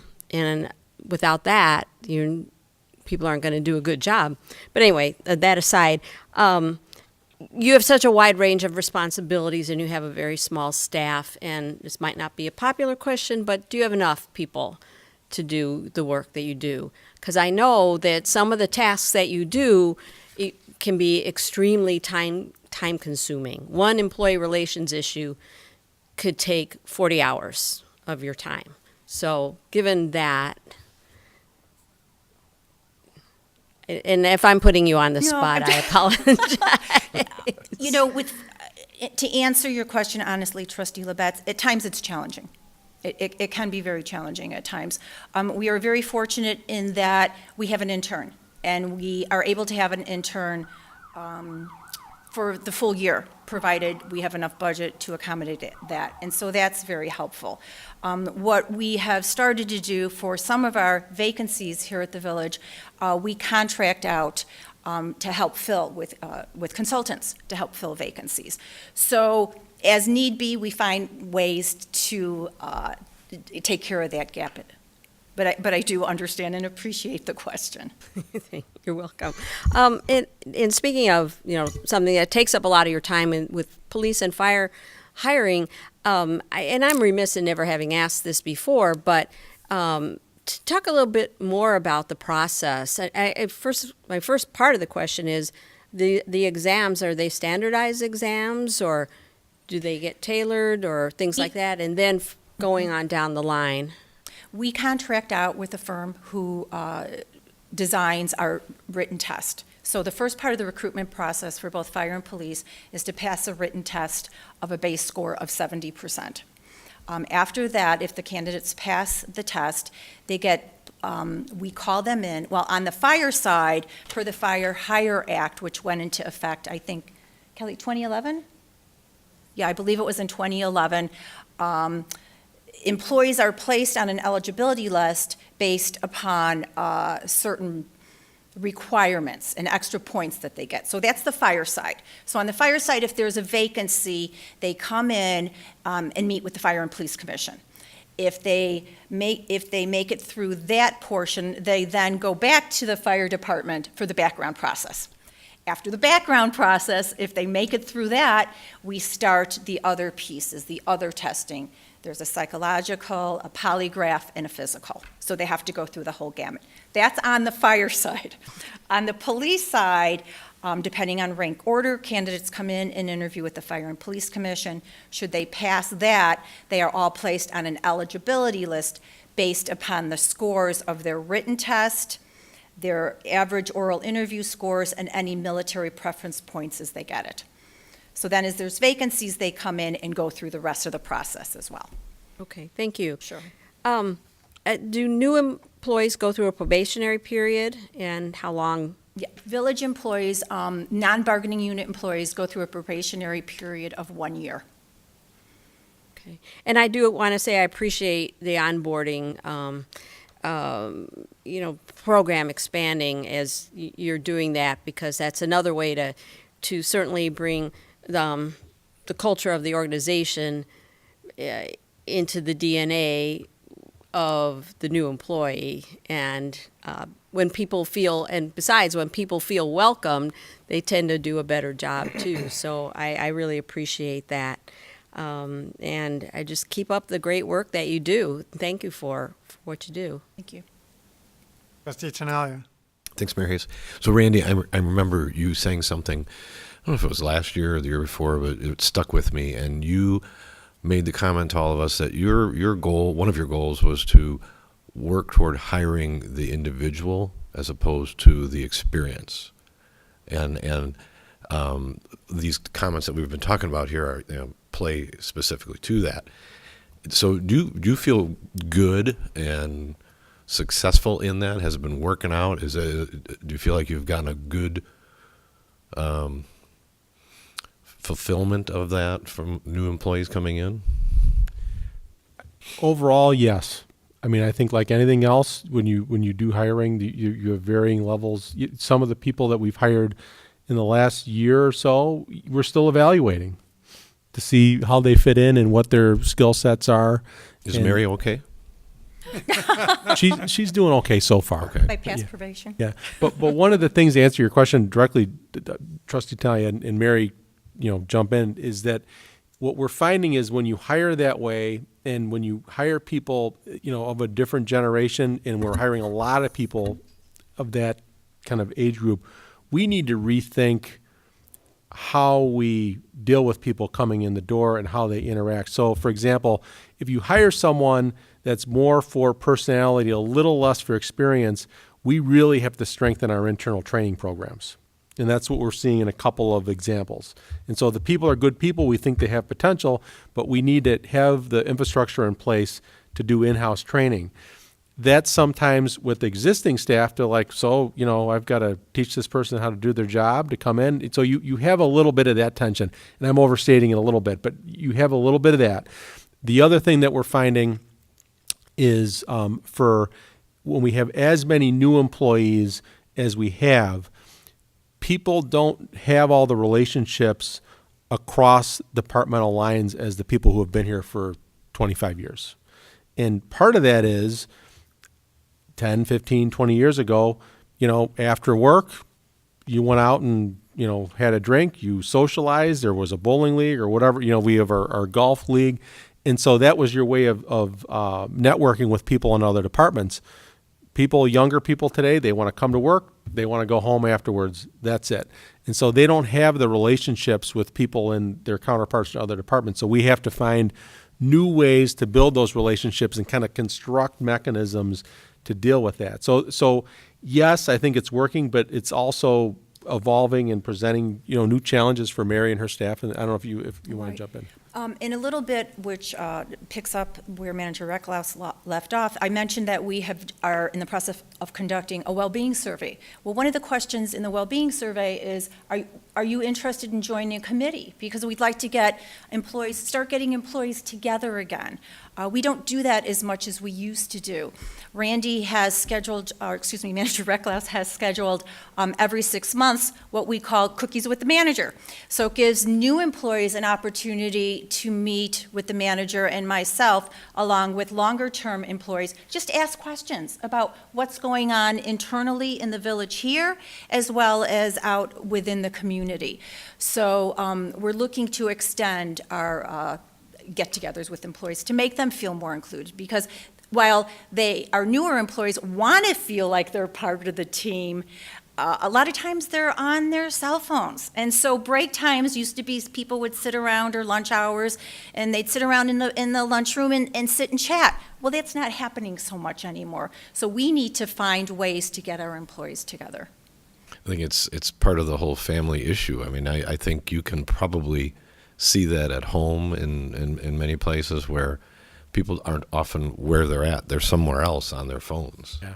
It's a little disturbing, but I think the other question I had for you was how, and you kind of touched on this a little bit, when the culture of service and the culture that you're trying to create here, and successfully, by the way, how has it gone with some of the employees that are not the new employees, folks that have been here far longer than you, for example? Are you guys able to encourage and get where you want to go with the majority of the more tenured employees? Do you want to take a first How's it stab working? at that? Just to clarify the question, get where we need to go in terms of work performance and completion of job duties? No, I think more in the lines of the changes of the culture of what this building is. I mean, I think it's pretty clear that there's been a new life here. You know, Thank you. Customer service is important, and it's been something that you've worked hard on, and you as well. And I guess what I'm saying is, but not everybody was a part of that beginning. Right. And maybe you have been here much, much longer. And so how's it gone with the folks that have been here far longer? I mean, are you making progress? Well, I'll say this. Some of our long-term employees are outstanding at customer service, and so that there hasn't been a gap. But I think it's fair to say that there are some employees where you see a little bit more of a distance, where they were kind of a steady Freddy and someone who was kind of in the middle of the pack. And when we elevate our expectations, a few people are left behind. And one of the reasons this is a good time to do this is because we have a lot of retirements. And I know in some cases, without naming names, there's people that, they probably are retiring a little bit sooner than they thought because they find that they don't really want to learn a new computer program. They don't really want to go through the kind of change that we're seeing.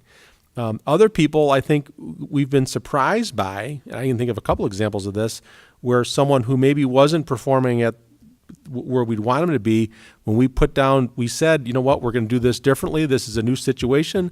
We want you to try it, but we've got your back. We've seen some people really step up and elevate that have surprised us. It's No like, question. wow. And so you've seen it's a little bit everything with 435 people, but overall, I think we've been learning a lot, and it's been a good experience, and Yes. most of our people have responded positively. One of the changes that I've seen is the standards and expectations are much clearer now for our employees. It's not just, are you getting your job done? Are you doing your work orders? It's also the customer service component. It's your attitude. It's your behavior. So it's the whole package. So as Manager Recklaus just mentioned, some of our employees, our long-tenured employees, really like this, and it's a new start for them. Some of them, but not all of them. Well, I think what you're probably seeing is that,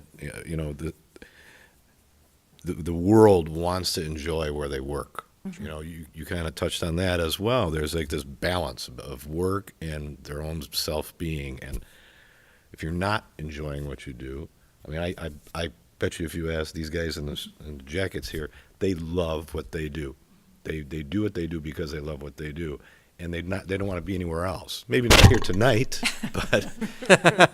but their career path that they've chosen. And I think if you're going to work in a village hall, I feel like this is a great place to be. I mean, every time we get together and talk about these kinds of things in closed sessions, I feel like who wouldn't want to work here, right? But I'm obviously not totally in touch with all of that. I just think it's wonderful, and I think you guys do a great job. I'll leave it at that. All right, Trustee Scaletta. Thank you.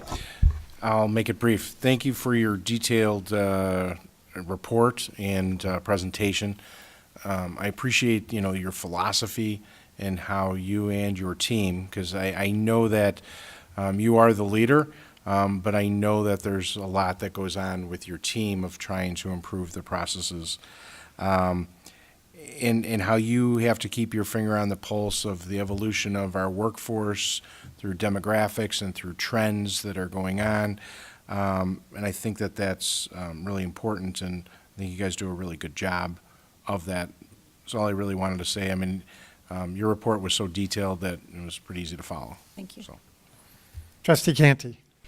I had a quick question for you on diversity in hiring. I know that, Randy, you've had some conversations with members of the community as well, and it's something that I feel like we've been talking about, but I didn't see it in your report. So I was just curious as to what we're doing or planning to do in terms of recruitment, getting these applicants that you were talking about, specifically from a diversity perspective. Great question. A couple things. One of the things that we're doing is Manager Recklouse chairs a committee with other village managers in surrounding communities. And they're all actually looking at this and coming up to determine different ways to tap into the community. So that's one example. Another example is in terms of police recruitment. The police department has a recruitment team, and they actually go out into other areas, into junior colleges, and start talking to the students to get the students' interest. So those are examples. When we do recruitment, we recruit at diverse websites. We don't just, stay local here, not just on our website, on the village's website, but we have a broad-based system for that.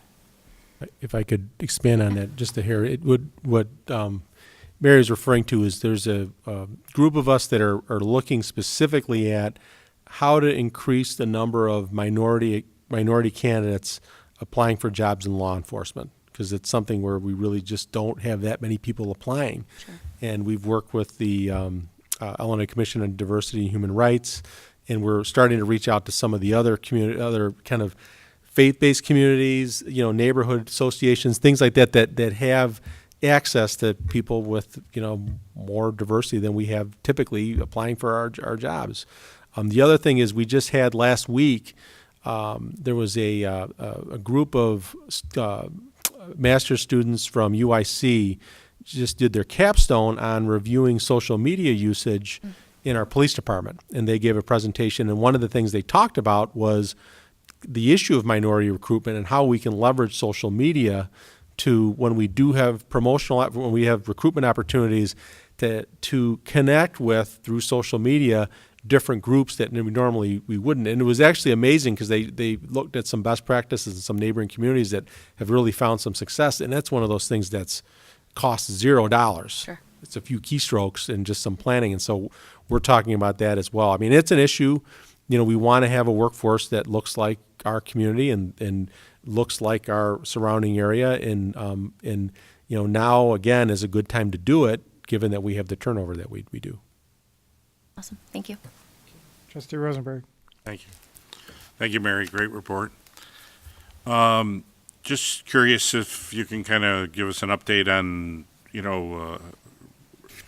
role and results of like accident programs and how we've done with that over the past year, and Statistics from one year to the other. yeah, improvements and I can tell you, I don't have the exact numbers. I can get you the comparison of the numbers of injuries from year to year.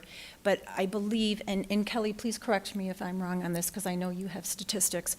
I believe our numbers of injuries this year are similar to last year. However, the severity of those injuries is less, as well as our employees have not missed as many work days due to their injuries. So in that regard, we're seeing improvement. Good. And just curious what your thoughts have been on the new IRMA program, what the results have been, and good or bad, or?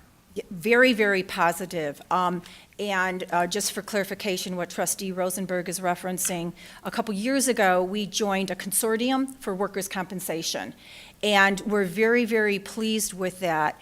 One of the reasons is IRMA is much more hands-on with each individual claim than our other provider was. In addition to that, with each injury, if the employee needs to have medical appointments, our nurse case manager is assigned, and the nurse case manager goes to the appointments as well. So we stay in the loop more. We get more consistent feedback, and the employee goes through the healing process much quicker because they now have an advocate. Good. If I could add to that, Trustee Rosenberg, too, I know when we first adopted IRMA, some of our departments were a little bit apprehensive because they really do dig down, and there's some additional procedures that department directors and supervisors have to go through, and there was a little bit of pushback from that. But I think we're starting to see now the benefits. Correct. And one of the, without naming names, one of the department directors who was a critic of this move told me the other day that begrudgingly, yeah, I think this probably was for the best. So we are starting to see some, people seeing the value that they're bringing to the equation. And another important component about being a member of IRMA is they come out and they give us a lot of free training, which is fabulous. And recently, even as of tomorrow morning, we have training going on. So it's accident investigation training. So many positives that joining the IRMA team provides. Great. Yeah, I noticed, I was very surprised by the number of interviews and meetings you had for recruitment. That was, the numbers were way up there. Just curious when the last time we kind of visited the health insurance area and the sharing of costs with employees, has that been something we've looked at lately? We did a couple years ago, I believe it was a 2018, I can get the exact date, either 2017 or 2018. We looked at joining a consortium called IPBC. At the time, it was determined it wouldn't give the village the value needed in order to join. We did not look at them this year in 2019. We may again begin to look at them in 2020. Trustee Rosenberg, you're asking about kind of greater sharing of health insurance costs with employees? Oh, I misunderstood Correct. your question. I apologize. That's I thought all you right. meant the consortium like we did with IRMA, and I apologize for your No, question. I was looking at the cost sharing with employees. Right. That is a subject of bargaining, and we are going into negotiations this fall. Okay. That goes for the non-union too? Typically, what we have done here at Just Village Hall, follow we the- have parity, correct? And just curious your thoughts on, you mentioned heavily about employees that retire, staying in the workforce. Is there anything that we can do to try to create positions, or are we doing that now to try to keep those people on? I know it's more difficult with the police and fire unless they create part-time positions, which I'm not sure there is such a thing there. But to be able to do that in the village staff as far as other departments and things. Well, in order to create a new position, it has to come before the village board for approval as part of the budget process. So we don't have that in place right now. We do have I know one employee in particular who has retired and has come back in a part-time position because there was a part-time position available. So it depends on if there's availability. Also, as Manager Recklaus mentioned, with the change in demographics and the change in workforce and expectations of our employees, we're looking at pretty much any idea as long as it makes sense and if we can make it work for the village. One of the challenges with because we would love to do more of that. One of the challenges are pension systems. Is once you retire out, you're really limited in how you can come back and work for the same organization or work for even any municipal organization without diminishing your pension. And so that's why it's difficult.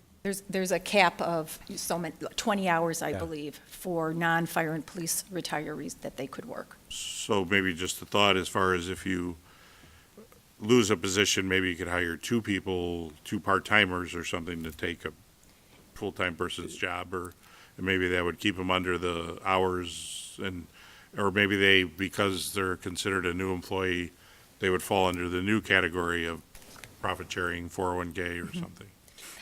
Go ahead. I was just going to say, I smile as you say that because we actually had done that, and we did that very successfully in the fire department.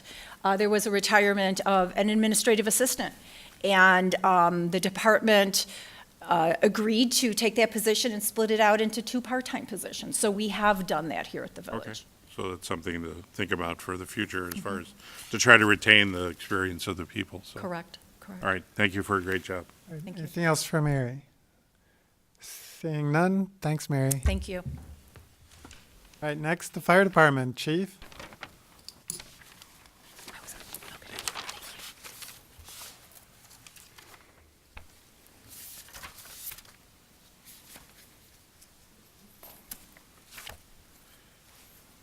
Well, as I begin tonight, I would like to recognize and thank the members of the fire department that assisted with putting this presentation together. Both administrative assistants Rita Borland and Laura Potts, along with our fiscal clerk Biana Davitkov, who is not here today, or none of them are here today, but additionally Deputy Chiefs Pete Allman, Ron Frater, who we met earlier, Division Chiefs Dwayne Wood, Rick Manthe, and Public Education Lieutenant Mark Alexson.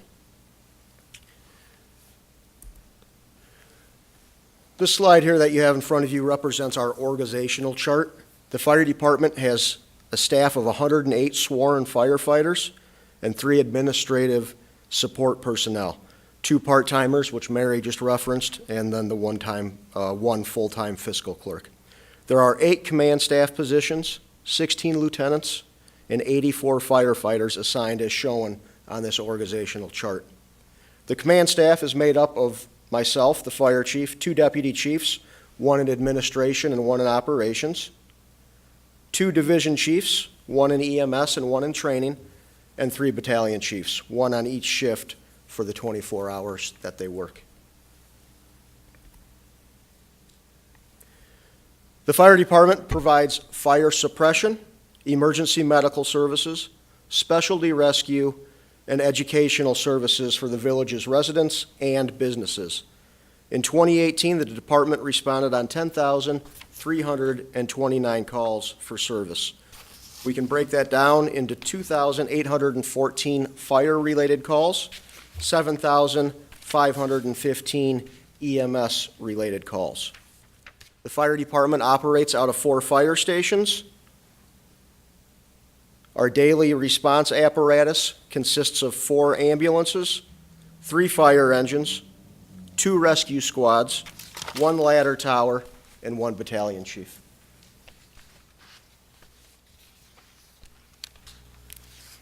In 2016, the fire department was awarded a Class 1 public protection rating from the Insurance Services Office.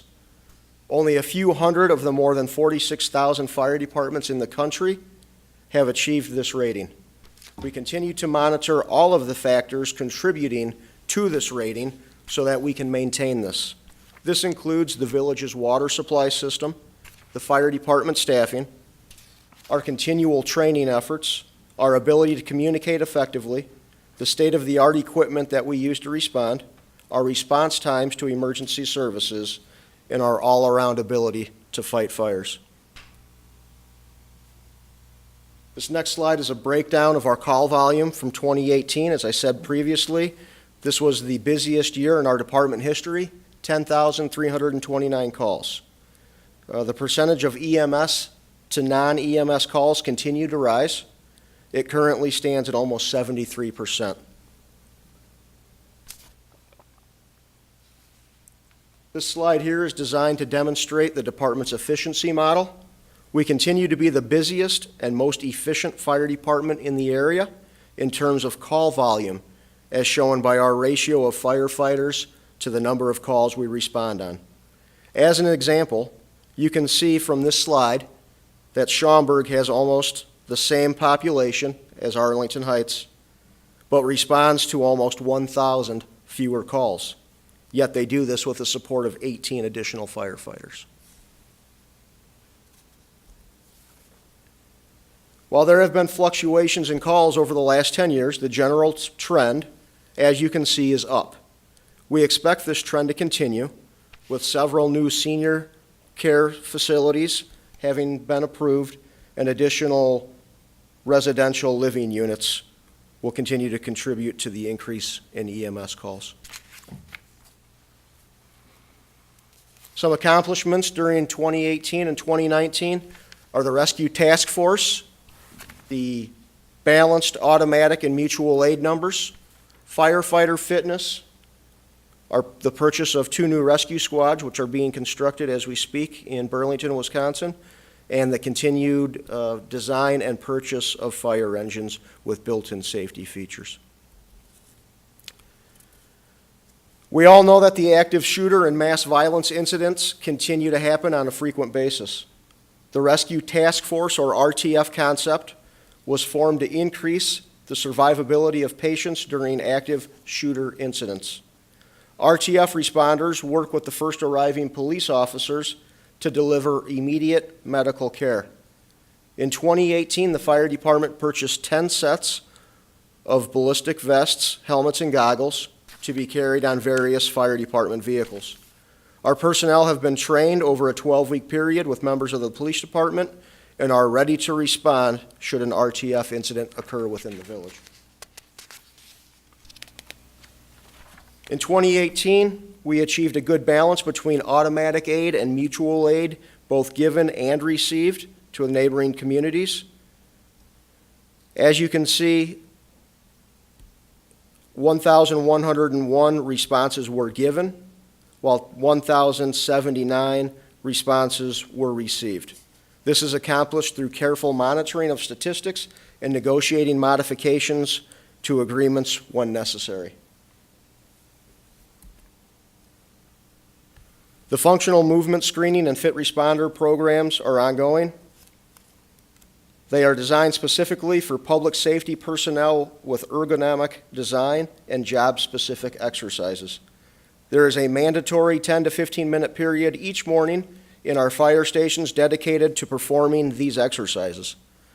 Personnel are also encouraged to do static stretches throughout the day. 23 firefighters incurred on-duty injuries in 2018, resulting in a loss of 203 shift days. Our firefighter fitness programs are designed to help prevent these types of injuries while decreasing lost time. We've heard the other two presenters talk about this today. I'm going to briefly touch on the ERP. In addition to the bulleted functions shown here, we will explore other applications for the ERP. While the fire department may not be directly involved in core ERP functions like finance, we are to some degree data-driven. For example, call volume, response times, etc. And the ERP may be able to contribute to the way we collect, store, manage, and interpret data in those areas. Current and anticipated challenges.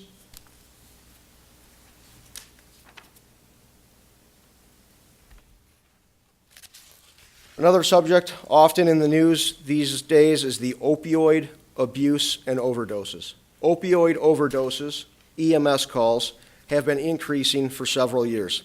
The fire department, as one of the founding members of CARE, the Community Addiction and Recovery Effort, works with other community partners to battle this epidemic in our community. We are in a good position to do so since we are often the first personnel interacting with the patient when an overdose occurs. In 2018, we did see a reduction in these calls, due at least in part to the availability of the reversal drug known as Narcan and the willingness of people to administer this drug. We are carefully monitoring this year's incidents as it appears from the limited data we have that the number of calls could again be on the rise. A current challenge for us in the fire service in general is recruiting capable people to fill job openings created by retirements. The potential exists for 46% of our personnel to retire within the next 5 years, as 49 of the department's current 108 personnel will have met the necessary minimum time and age for retirement. Of those 49, nearly 88% are department officers. To ensure we have capable personnel to step in key roles, we will continue to focus on effective succession planning. In addition to internal training practices, for example, personnel acting as supervisors or spending a shift acting as a lieutenant or battalion chief, we are boosting efforts to get personnel through the State of Illinois Enhanced Company Fire Officer Program, which is designed for firefighters working toward promotion to lieutenant. In addition, 6 of our chief officers have completed or are in the process of completing the Illinois Chief Fire Officer Program, also known as the CFO. The CFO certification is the highest certification for a firefighter, for a fire officer in the state of Illinois, and is very difficult to attain. A new and unique challenge presents itself in succession planning for today's fire service. It is estimated that millennials will make up 75% of the U.S. workforce by 2025. As baby boomer firefighters retire and the millennials move into the workforce, traditional officer development programs may not be optimal. Millennials quite often have formal education and little or no exposure to the skilled trades of former generations. Unlike previous programs which focused on company operations and building construction, new programs will likely need to focus on areas such as organizational structure, building components, decision-making, and leadership qualities.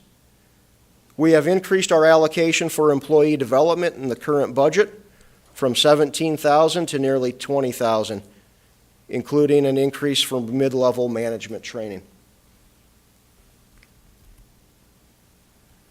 The nature of what firefighters do every day puts them at risk for stress-related mental health issues. Witnessing illness, injury, death, and destruction takes its toll. You can see from the first chart that the survey responses from EMS providers indicate they are much more likely to contemplate or attempt suicide than the general population. The second chart demonstrates the value of peer and management support in greatly reducing these numbers. The mission of the peer support program is to provide emotional wellness resources for firefighters in a non-judgmental, confidential setting. Our program is an adjunct to the village's EAP program and has been expanded to include support for immediate family members of our personnel as well. 3 of our firefighters were trained in peer support in 2016. In March of this year, 3 additional employees were trained to offer this service to our firefighters and their families. Addressing firefighter mental health issues with this program is just as important as addressing the physical demands of our profession with our firefighter fitness programs. The fire department has a firm commitment to both. The department's current strategic plan is outdated and will need to be rewritten. A collaborative committee, including members of both labor and management, will be formed to outline the long-term vision of the department operations, as well as the short-term or tactical goals required to accomplish that vision. Committee members will research how to best allocate our resources so that we can meet future challenges, some of which are identified in this presentation. In addition to these objectives, the plan will include a reaffirmation to the department's mission and vision. The fire department has been studying the need to put a 5th ambulance in service for some time. Over the years, ambulances have been added based on demand. In 1986, a 3rd ambulance was added when ambulance responses averaged 1,100 calls per year per ambulance. In 1999, that number exceeded 1,800. So in 2000, a 4th ambulance was added, bringing average responses down to approximately 1,500 per year per ambulance. In 2018, average ambulance responses had climbed again to nearly 1,900 per ambulance. In response to our increasing ambulance demands, the fire department puts a 5th ambulance in service using a reserve vehicle when daily manning permits, but not on a regular schedule. As noted in the second chart, ambulance demand is greatest between the hours of 8 a.m. and 8 p.m. Requests for our ambulances from neighboring communities through mutual and automatic aid also peak during the day, with highest demand between 9 a.m. and 4 p.m. The department continues to investigate different staffing models to meet this ever-increasing demand. Mobile Integrated Healthcare, or MIH, continues to be a potential initiative for the fire department. MIH is the provision of healthcare using patient-centered mobile resources in the out-of-hospital environment, including community paramedic care. Northwest Community Hospital currently has a pilot MIH program in place with Palatine Rural, and Rolling Meadows fire departments. Northwest Community's initiative would have paramedics, when not on shift, visit patients to ensure medications are being taken correctly, wounds are being cared for, and the patient's recovery is progressing as planned. In theory, this would reduce hospital readmissions, reduce ambulance calls, and emergency room visits by a significant number. The pilot program is moving forward, and hopefully it will have answers. It will answer many questions we still have about implementing such a program. For example, who pays for the program? What liabilities are involved? How would it be staffed with our 24 on, 48 off schedule, et cetera? Lastly is the emergency triage, treat, and transport model, also known as the ET3. The ET3 is a Medicare initiative for developing and testing new payment and service delivery models. The program would provide greater flexibility to ambulance care teams to address emergency health care needs of Medicare beneficiaries following a 911 call. The benefit for Medicare would be to reduce avoidable transports to hospital emergency rooms and the sometimes subsequent hospitalizations. The potential benefit for us would be the ability to bill Medicare for treating patients we do not transport. We currently do not bill for non-transports. The ET3 model will have a 5-year performance period. The anticipated start date is January of 2020. That is the end of our presentation, and I would open the floor for questions. Thanks, Chief. Nice job. Just a couple of questions myself, and I'll turn it over to the board. First on the total number of calls. I'm just interested in your opinion or the opinion of your team here on why Arlington Heights has 1,000 more calls than Schaumburg, which is so comparative to us. I would invite Division Chief Manthe to respond to that. I think some of it may be some of the senior housing that we have, some of the skilled care facilities that we have. I don't know if Rick can offer any other answer to that. Yeah, that would definitely be the primary cause. Is a very large number of our call volume is to skilled nursing facilities in the village, and that does put a fairly significant demand on our EMS for the fire department. Our residential side to commercial side is very similar, but as we continue to develop new facilities in addition to our extended care and healthcare facilities within the village, it does increase the demand for 911 services. I was thinking that might be one of the causes. I know Schaumburg has Friendship Village, and I don't know what other senior living facilities or skilled facilities they have, but it seems it's pretty comparative. We seem to have a large portion of those facilities here within the community. Related to that, I just found the 10-year trend graph to be very interesting in that it goes up one year and down the next. And so you would think, if you're following the trend from the last 7-8 years, that it would go down next year. Are you forecasting that? Or I had not run the numbers as of today, but my guess is that I'm going to say no. We are not going to continue to see that. I think it's somewhat of an anomaly. And I think we're just going to continue to see our calls continue to increase. Okay. Trustee Schwingbeck. Thank you, Chief. Thanks to your staff and for all the men and women on the force. I just had a quick question on page 4.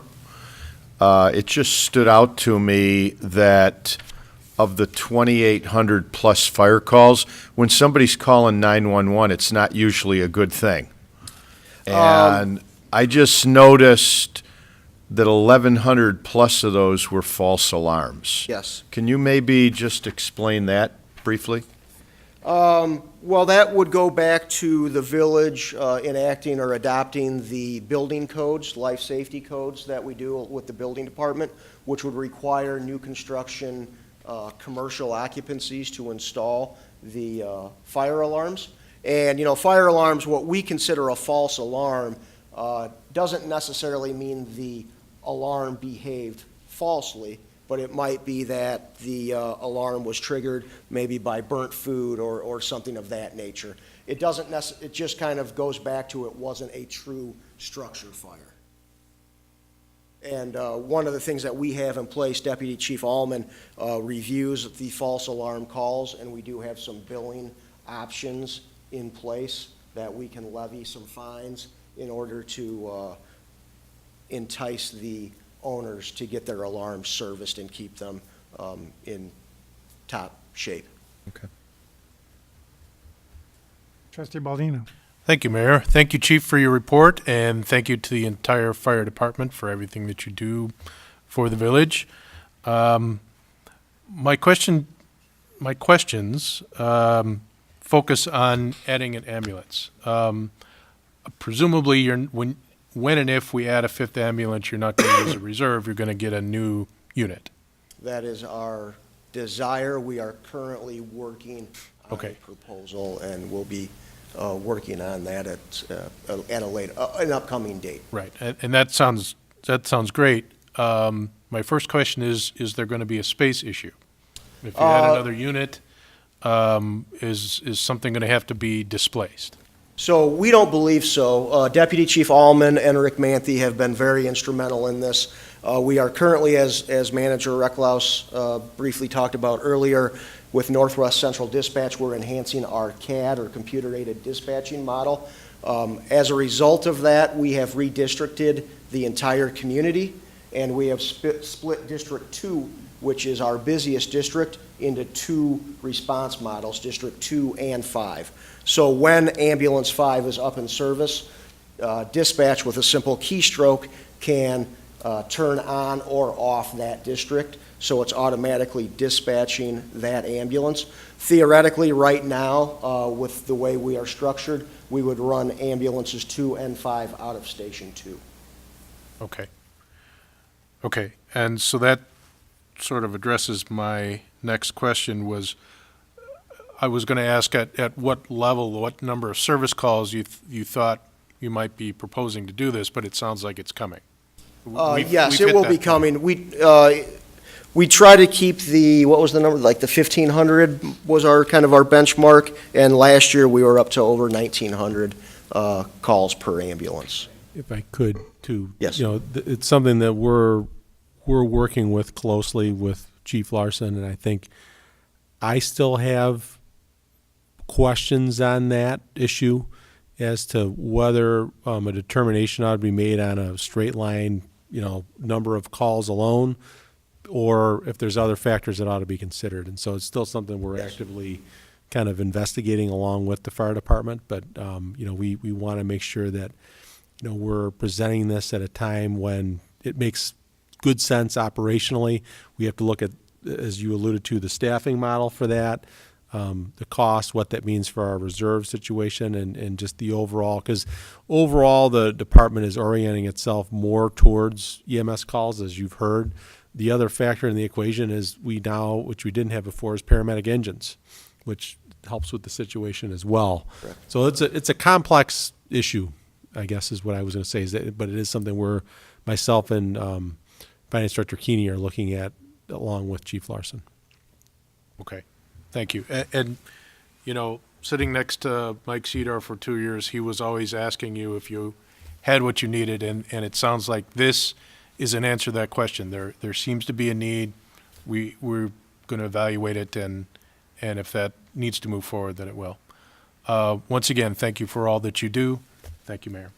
Trustee Rosenberg. Thank you, Mayor. Thank you, Chief, for your job, and we continue to get accolades from your residents about your department and the job that all of you do, so thanks. Thank you.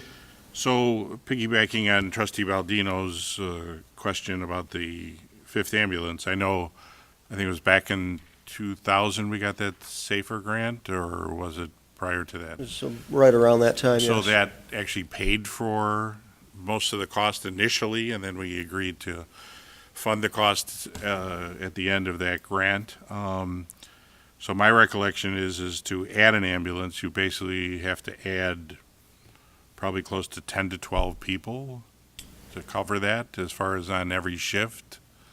Right now, we haven't gotten to that part of it yet. Our initial idea is to utilize the staffing that we have. There are some communities like Naperville, for example, that is using they've adjusted the schedule of some of their personnel, so they work Monday through Friday, maybe from 8 a.m. to 8 p.m. while that ambulance is in service, and then they have the nights and the weekends off, and it hasn't impacted the service that they provide to their residents. So, no, we're not necessarily stating that we need 9 additional personnel. We do have some other options that we are continuing to investigate to see what can fit the needs of not only our department, but the residents in the village as well. So typically when an ambulance call comes in, there's an additional piece of equipment that also goes with it as an assist. So have you given any thought to how that would work also then or how that has been working when you have a 5th ambulance on? Yeah, so those response vehicles haven't changed or haven't altered their responses. They still respond into the same district.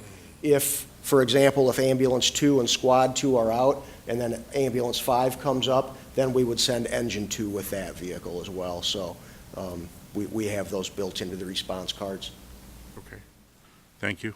So this ET3 program that you're proposing here, is that something that we're bringing on voluntarily? Is that something that's being mandated to So us, it's something that Mr. Recklaus and Division Chief Manthe and I met with Andre's Medical Billing over. It's a new program that's being introduced.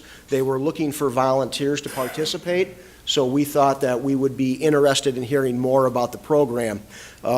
As you might expect, because it's a somewhat newfound revenue source, many communities are interested in this. So Dr. Jordan brought this forward, and we are trying to do it as a system hospital, right? Not a region, a system. Yeah, so the system. So everybody that participates in the Northwest Community Hospital system is hopefully going to be included in this study. And that may, in fact, kind of make us a more viable candidate to participate. I believe at last I had heard we were into the final group or one of the final groups for selection. So have you given thought to how that would impact the use of personnel as far as to do that? No. Perform that service under that scenario with the fact that we're so busy already? So we're still going on the calls. It doesn't change the fact that we go on the calls. But what happens now, say, if we go to a person's house that is a diabetic, we can treat the patient in the home, and we do this on a frequent basis. Rick may have better numbers. We provide care to them, and then they can simply sign a refusal to be transported. And the problem is we've given them care, we've given them medications, we've provided services, and we don't recoup any of that cost. So with this program, this is going to allow us to recoup a certain amount of those funds. So do we have any kind of numbers that indicate how many of those type of calls that we go on that are not billed for per se out of the 7,500 EMS calls that we do? So about 12% of our EMS calls are non-transport.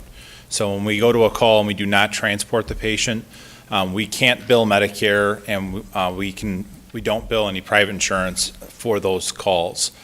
So those, the only way we could go to try to find revenue is to go directly to the resident or the customer or the patient for that. So what this does, it gives a funding mechanism for our Medicare patients. So that way, if we give medications, so if it's a diabetic, we give dextrose to the patient, we can call a certified nurse for Medicare and possibly do a little additional treatment in the home and prevent transporting that patient to the hospital. And because we're a part of the ET3 program, we would be able to bill that patient for that service. So it really fills that void of those 12% of calls that we respond to that we're not able to bill for. And at least for our Medicare patients to start, and typically what happens in the healthcare field, it starts out with Medicare, and once Medicare finds that it's viable, then the private insurance companies will follow. So it's really trying to do more of treating your patients in home and trying to do that, keep them from going to the hospital, keep the cost of healthcare down, so that way, a little more of that initiative gets put on us to do that. But it's not going to be any additional calls. It's very different than mobile integrated health. So mobile integrated health is a completely different system program where we would go on after shift is what Palatine and Rolling Meadows are doing to provide follow-up care. This would be somebody calls 911 and we otherwise would have transported, or we would have not transported, not billed. It gives us a mechanism to follow up with them.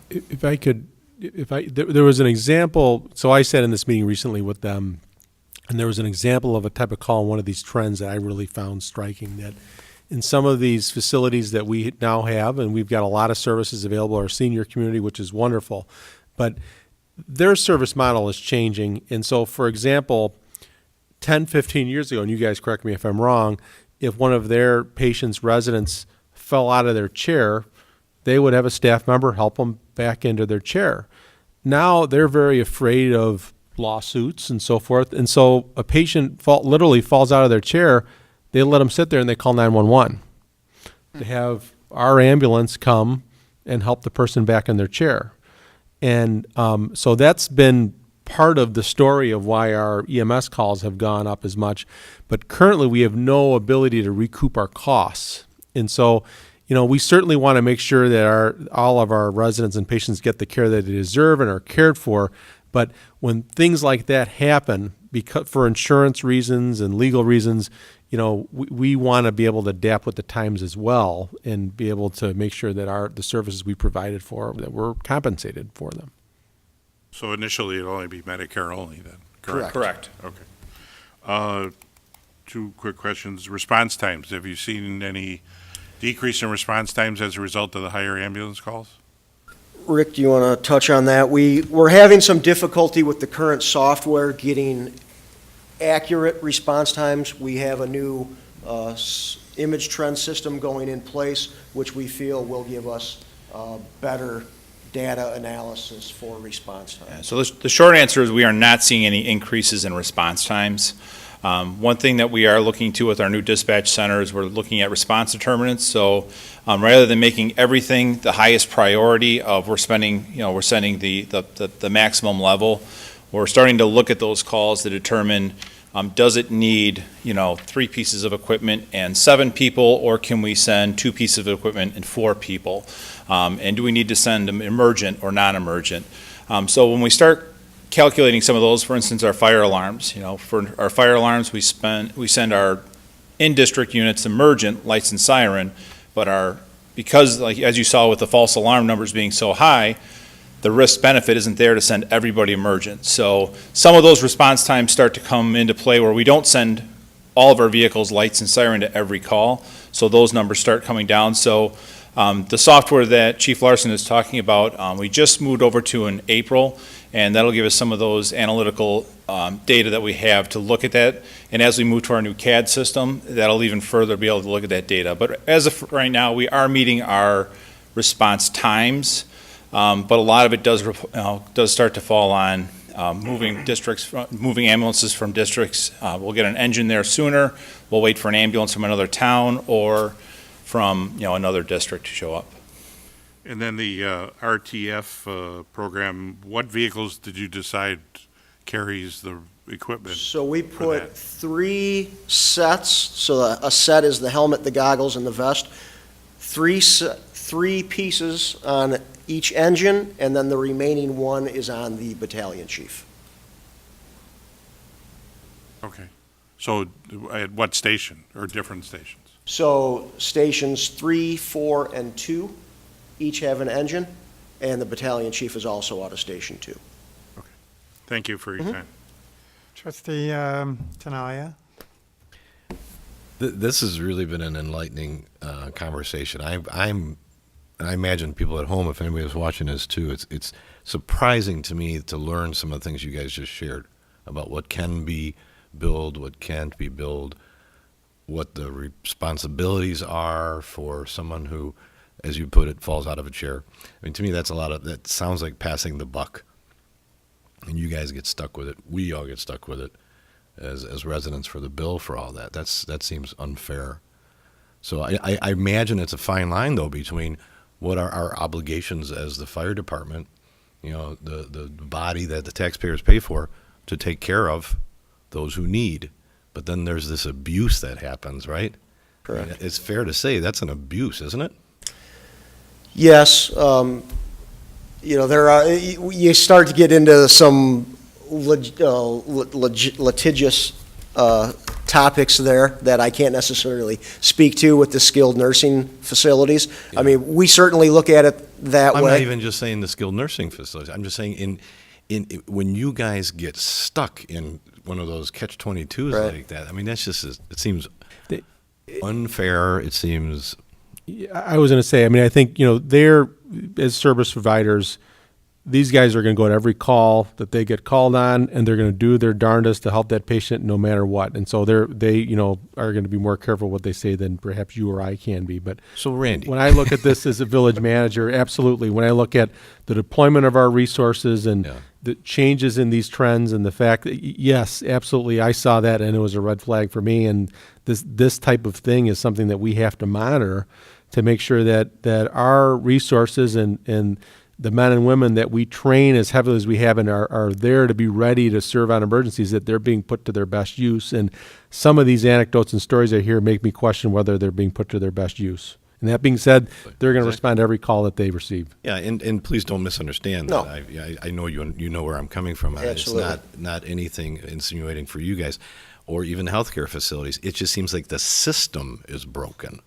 Yes. The system needs to be reevaluated and fixed somehow, because while you're out there helping someone out of a chair while someone else is watching, that takes some people out of the game that could be helping someone in a car accident. Absolutely. That really does need to be Or helped. training or doing something Or else. training to get something better. So I'm hopeful, as we were, what was it, a year ago that we sat and talked about the billing for resident versus non-resident, and there was about $1 million hole there, right? Yes. And how has that worked out? It's tracking just about exactly as where we thought it was, right about $1 million a year. So that's been a big change for us. So I see this as being another opportunity. Yeah, I think there's several $100,000 that we could recoup if we become part of this ET3 study. I hope you guys, best of luck with all that. Thank you. Trustee LaBedz. Thank you. Thank you, Chief Larson, for all that you do, all that your command staff does, and your entire department. We really couldn't do it. We wouldn't be the village we are without you all, so thank you. Just have a couple questions. One on retirement trends, Yes. and just because I don't know the answer, do firefighters typically retire when first eligible? They typically don't. For us to retire, there's two tiers now. We're still, majority of us are in tier 1. So we have to do a minimum of 20 years, and you have to be 50 years of age. Most people don't leave at that point. You would max out at 30 years of service would be the greatest percentage of retirement that you're going to get. Okay, thanks. And then just actually, the other one's really more of a comment.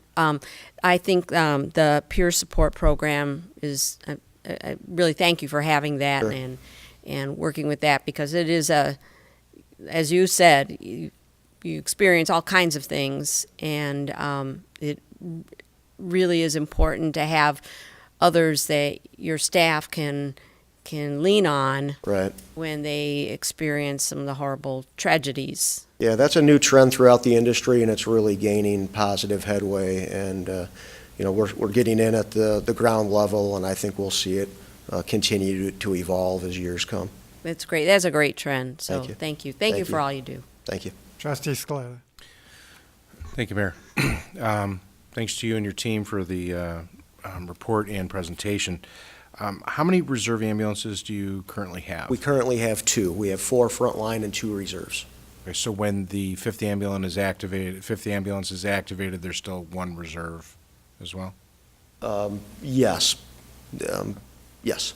All right, and then with regard to the ZT3, I know it was somebody in the fire department, and I can't tell you exactly who, but you have, based on the percentages that Manthe mentioned, was that about 12% of the EMS calls are not billed because they're not transported, correct? I remember talking to someone in the fire department who said that, and it's not, I don't want to paint with a broad brush by any means, but that there are some people that kind of take advantage of the fire department in a way of utilizing them to provide services instead of going for services. Is that true? Do you want to touch on that at all? As Manager Reckles mentioned, we do have it to a certain extent with our skilled nursing facilities where we'll go there for those. We also have it with our residents. So we work very closely with Northwest Community, with the health department, and with different other nonprofit organizations to try to help those people. So if we do have repeat residents where we're going there, once, twice, 3 times a week, we try to get them in touch with either Catholic Charities or Kenneth Young to try to get them the help, the assistance they need. Unfortunately, we don't have the choice not to show up. Every time they call 911, we have to show up. We have a duty to act, we have a duty to respond, and we do that on every single call. Some things that we do is, we will send a chief officer if it becomes to be a habitual problem. We think that it's an abuse of the system. We will go out there, we'll meet with the resident, we'll try to contact family members if we can. We'll get the health department involved and really try to make it a collaborative effort. Even with Luther Village, we meet with them, with the senior coalition, try to find what resources are available to our residents outside of calling 911 because they need assistance from the bed to the commode or whatever it is for the day. So with this ET3 program, don't you think that this is only going to encourage some people to utilize that service more than seeking traditional health care? I think in the broader picture, no. We really, the point of Medicare is really trying to do more in-house care. So for the patients that truly need it, that we would have the ability to bill them for those, that we would do more treating in the house, less transporting, and Medicare would see the benefit of not transporting that patient to a hospital, that we can, if we can provide that service at a lesser cost in the home, it's going to be beneficial for the patient because they get to stay at home. It's going to be beneficial for Medicare because they're not paying for some of those costs at the hospital. From my understanding, that's kind of what the trade-off in lies. But from what we're being told, that they're not anticipating an increase in abuse based on the ET3 program. Okay.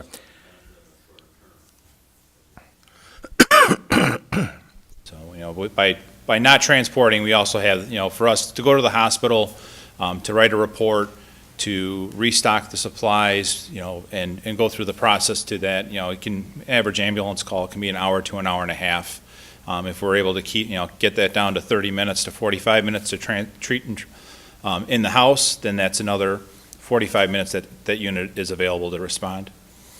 Okay. I'm hearing the report that the calls are more and more and more, and trying to adapt a program like this, which I'm not saying we should avoid, seems like we're just adding more to it. But if, in your professional opinion, you think that somehow maybe it'll spike in the beginning, but eventually it's going to reduce your requests for service. What I think we might see too is some of the treatments for the ET3 program will migrate their way into the mobile integrated healthcare. So then it'll be done on not a 911 basis. It'll be done off shift by paramedics in community paramedicine.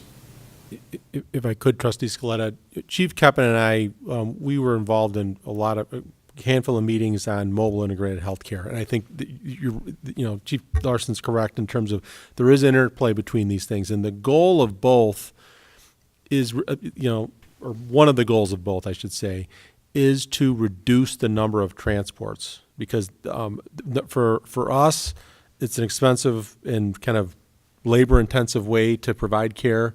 And for the hospital, it's the most expensive place in the hospital is the emergency room.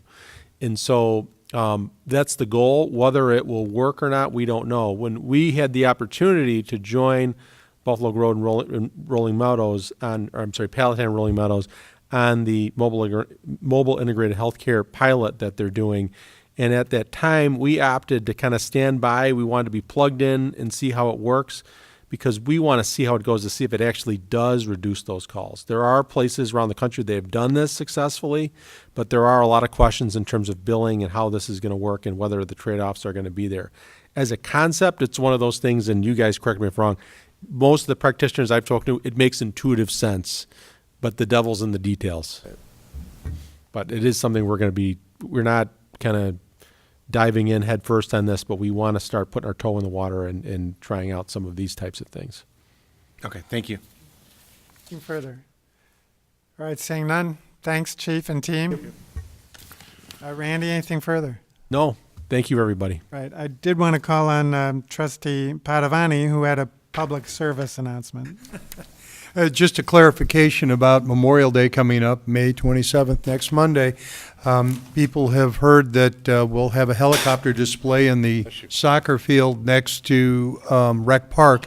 And the questions have been coming in, are they giving are they flying people around? And the answer is no.